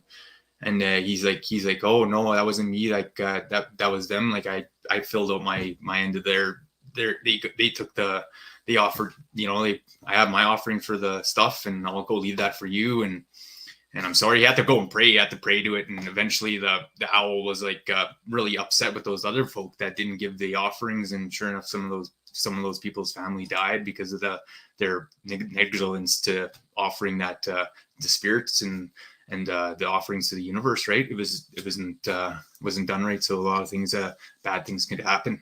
And that's another thing too. If you're not meant to be messing around with a lot of those things, like you really shouldn't be. You know what I mean? It's kind of like it's like you gotta really be honest and really walk that road and really walk that life of reality, because a lot of these beings, like I said, it's all about its connection to the universe and respect to that of the universe. And but yeah, because there's good. You will fly with the good and you walk with the good, and light happens, and that's usually the flow of the universe. But like when you start to do things bad and you get greedy, then it starts to create a bad reverse energy, negative energy, and some of these beings start to get angry. And they have both sides. They have good and they have a bad side too, right? So you gotta you gotta really respect how you walk in this life and respect all the elements and the animals and plants and the earth and the universe and the stars and ETs and the ultra-terrestrial beings and all these dimensions that are surrounding all of us, because it's very important that all of our connections to it. Travis William Moostus, we got about 30 seconds. Let everybody know where they can find your books and more information. Yeah, I just released a new book, Pleiadian Guidance, which is a sci-fi tale. It's not like a guidance workbook, but it's like a sci-fi tale that's loaded with like well over 70 fully colored sketches and paintings that I've done that are all done by me. It's a wonderful art piece. These are humanoid beings from across the galaxy. There's a lot of Pleiadians and Andromedan Galactic Alliance Federation. And you will see a lot of that and hear a lot about their histories and people and everything in that book. You can find it on Amazon amongst Pleiadians Told Me in My Heart. And Blue Lightning Cards on YouTube. Check it out. Woo! Thank you, everybody. Really used to us, everybody, as we got Mr. Ron Bumblefoot Thal rocking in the background with Little Brother is Watching. Bumblefoot is the official music of Spaced Out Radio, rocking us in and out of every single show. Get your horns up for the guitar god himself. Special thanks to everybody listening in at work, at home, in your cars, wherever you may be. Thank you to everyone in our chat rooms tonight. YouTube, Twitch, LGAP, Facebook, Spreaker, LinkedIn, the Space Travelers Club, and on Twitter, hashtag Spaced Out Radio.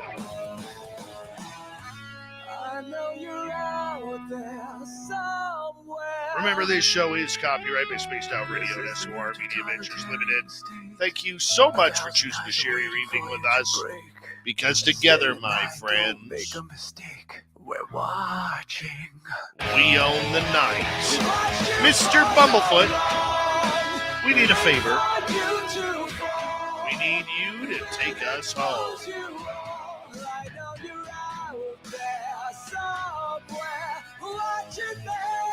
Yes, the Woo train has docked for the night. But soon, my friends, we shall ride again. Your seats are always available. Your tickets never expire. And if you want to bring a friend, we've got room for them too. Good night.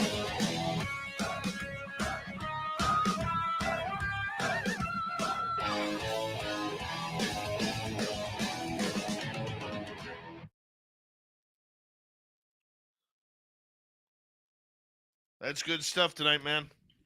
Good stuff. Some hearty eats. Paul Geronimo, welcome to SOR Chat. How you doing? That was excellent, dude. Thank you so much for having me. Thank you to all the listeners out there and the viewers out there watching, listening now and watching in the future. It was such a pleasure to be on tonight, Dave. And thank you for inviting me once again. Oh, we'll talk to you next Tuesday, my man. Yeah, see you then. That's all for now. Examaga. Yeah. All right, the Travis Willie Moose Toos. God, I love that guy. Love him. Turn that off. It's a good show. Good show, everybody. Audience, you did very well tonight. Give yourselves a real pat in the back.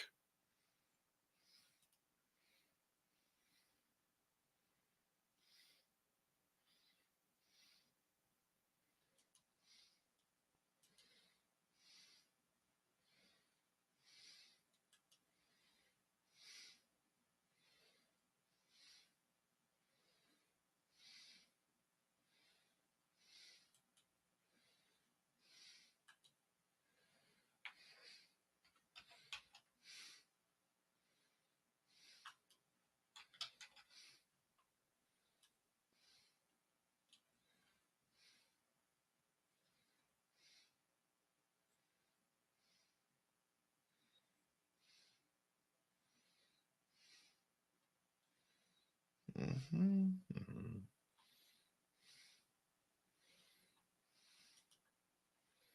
All right, where am I here?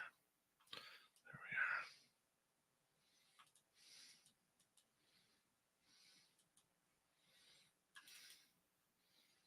we are. Wait for that to load.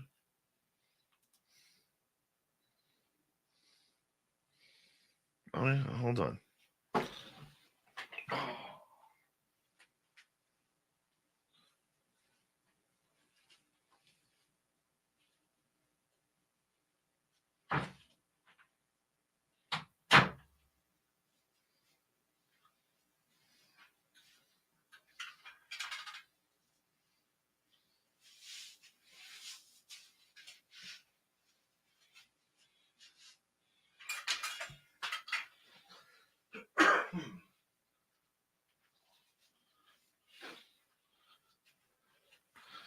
What's up, you six sons of bitches? What's going on? It's been a while since I've been here, but let me tell you that Lovely Volador, is back, and I'm coming with vengeance to all those people out there who don't believe that I am the master of disaster.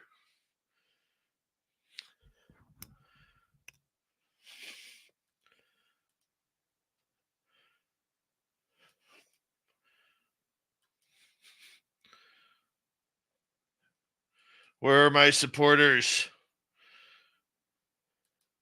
Where are my fans, the ones who love me?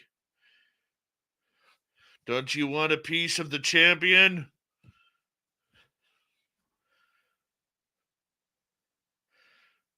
Wu Train?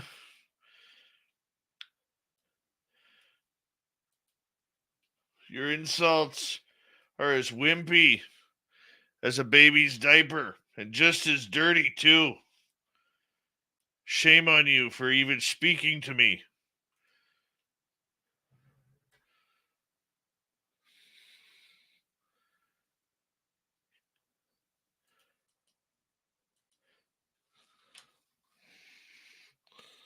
The type of person who makes me want to puke in my mouth.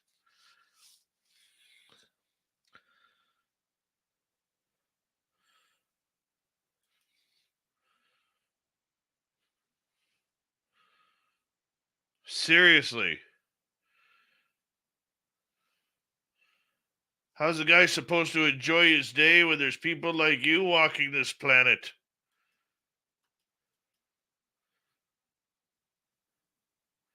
Thank you, Terry Hall. You're a man of integrity, a man of honor.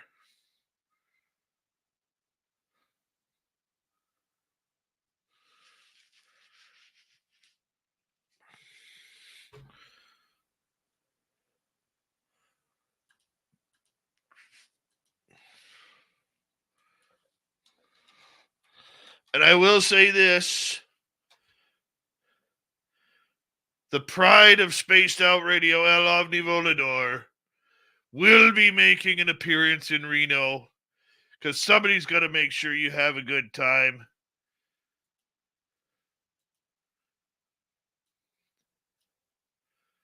Lord knows you won't have a good time without me there. What beard? What beard? Who is a legend? No, Dave is not a legend. El Omnivolador is a legend.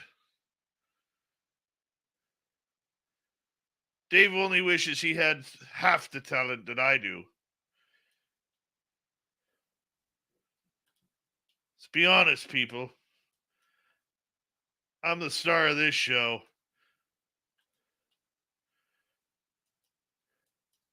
Don't ride the Woo train while you can ride the Volador train, ladies. Woo!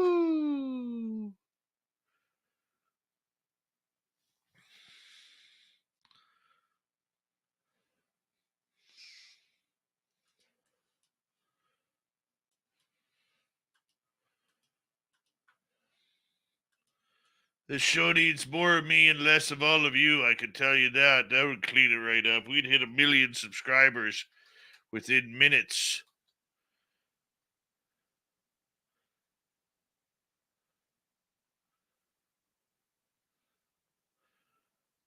Who are you calling a Canadian, Jerry Carter? You're acting like a Canadian right now. In fact, I'll call you Jerry Canadia. Yeah, Jerry Canadia. What are you doing? What do you think about that, huh?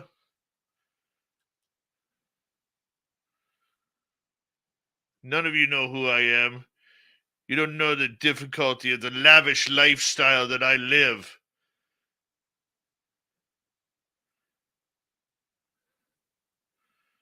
What the hell is this, D. Doug Shelby? How much did you pay Dave to get this time on SOR? Are you kidding me? What kind of childish insult is that? You're the kind of guy who drives a car with 3 flat tires. Some people's children. I'm going to steal that Samantha Hazelwood Gray with her from you. Yep, finally she'll have a real man in her life. Mm-hmm.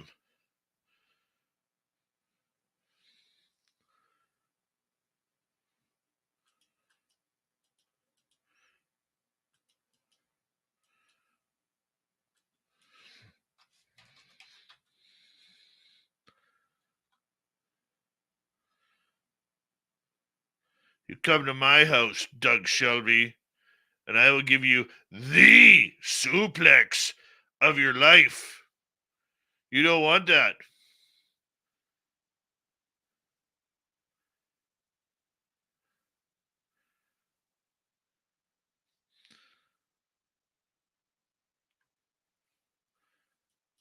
Look at me, Terry Hall, and your mustache.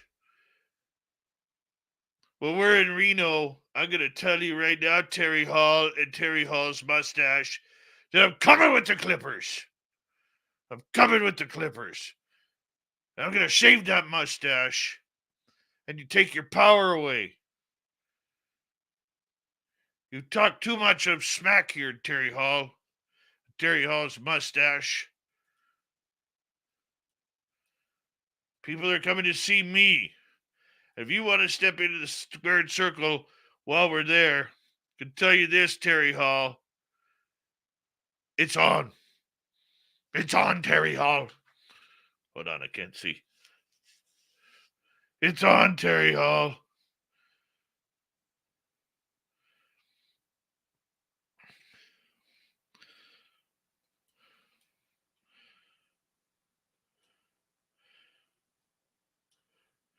Terry Hall, I'm going to get you a new kickstand for you to lead on after I'm done with you.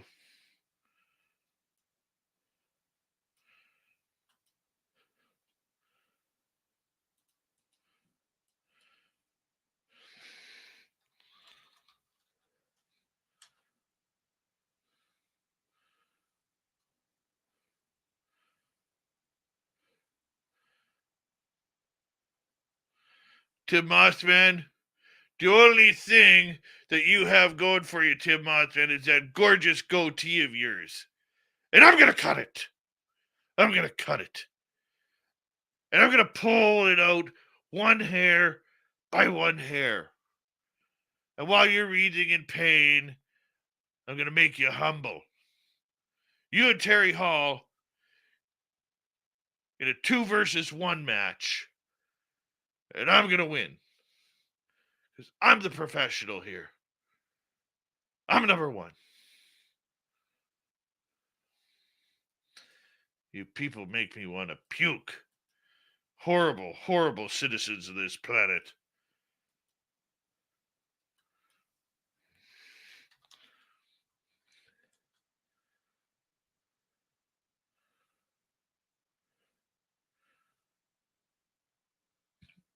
Vanessa, I don't need the hair. I'll just shave your legs and glue it to my head.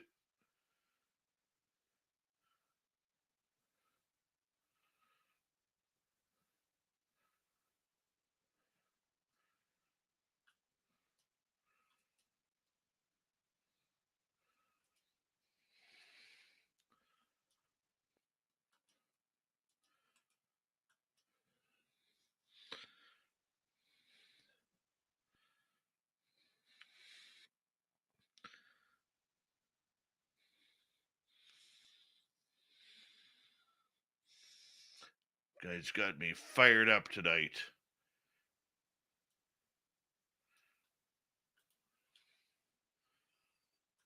Come in here to say hello to my loyal fans, and all you ugly, ugly people start insulting me.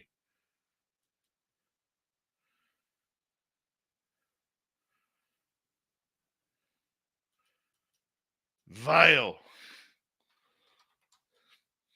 Vile human beings.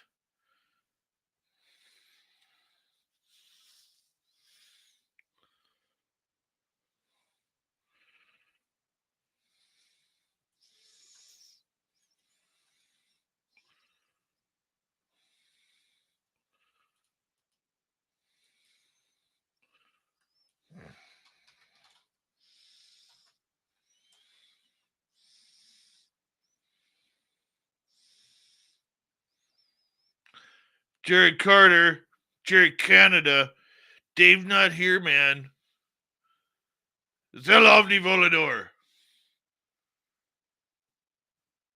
Stop calling me Dave.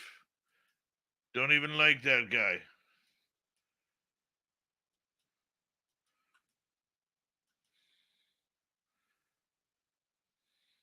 Lex Diaz, when you're in Reno, if you show up, I promise you, I'm going to hit you with a steel chair. Going to hit you with a steel chair.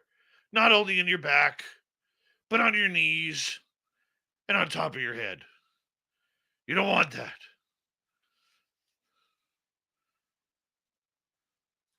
There's a smart guy right there. You can be my tag team partner anytime. Aloha, Dave.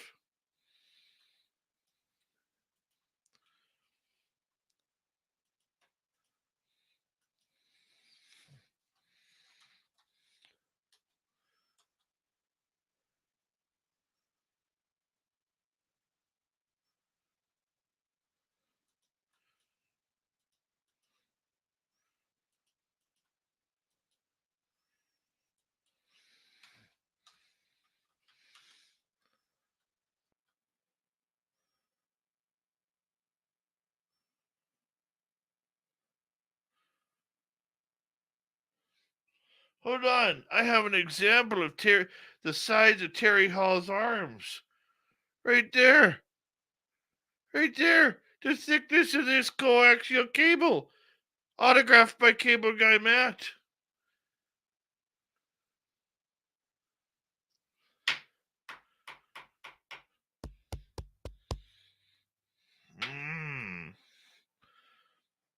Susie B wears no undies.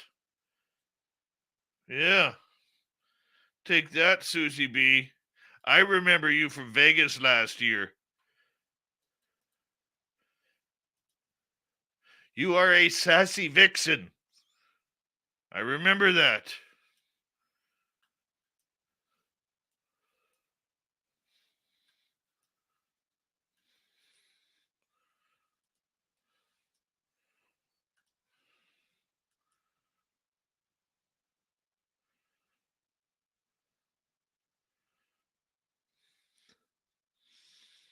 Race fan wears a girdle autographed by WNBA players.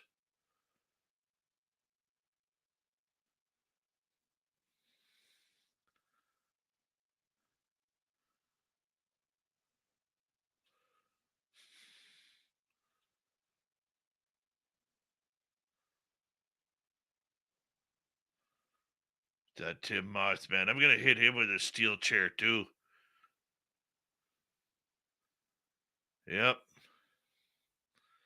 Somebody's got to show.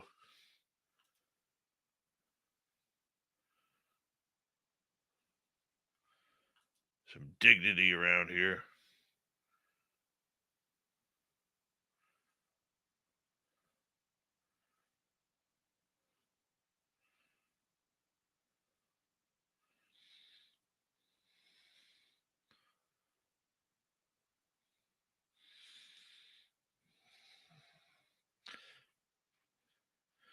You people are terrible. You guys make me sick.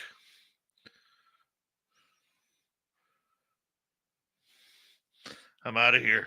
You guys are terrible.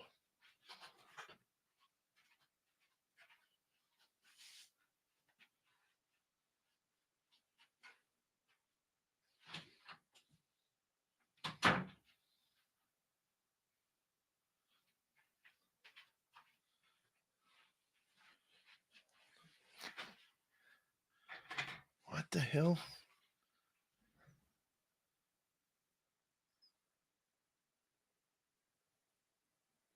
You're telling me El Avni was here? Oh, what a prick he is.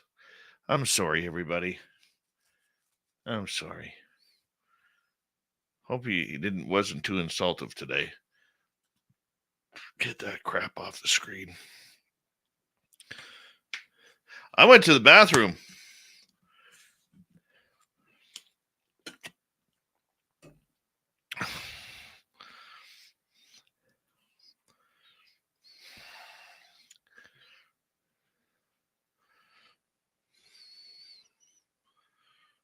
Goddamn El Avni Volador.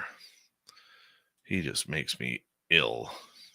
I'm sorry if he insulted any of you guys out there. I have no control over him. He's his own entity. He's just a jerk.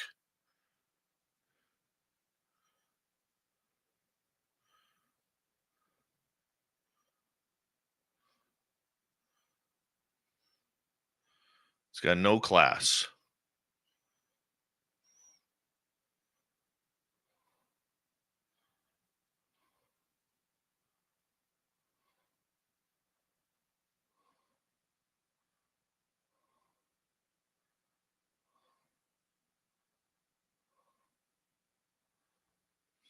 No class whatsoever.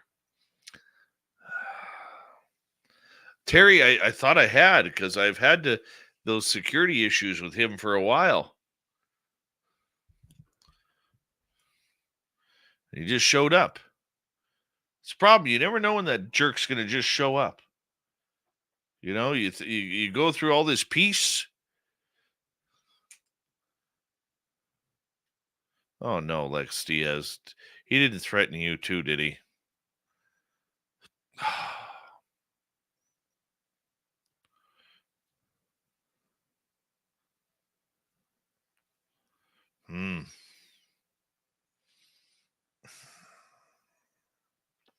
I got to be more careful.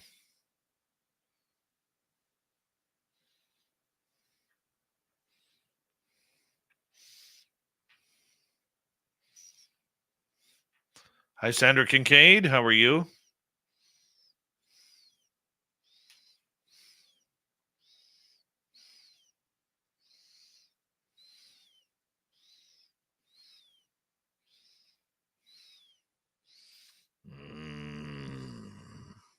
Well, on that note, I better call it the night.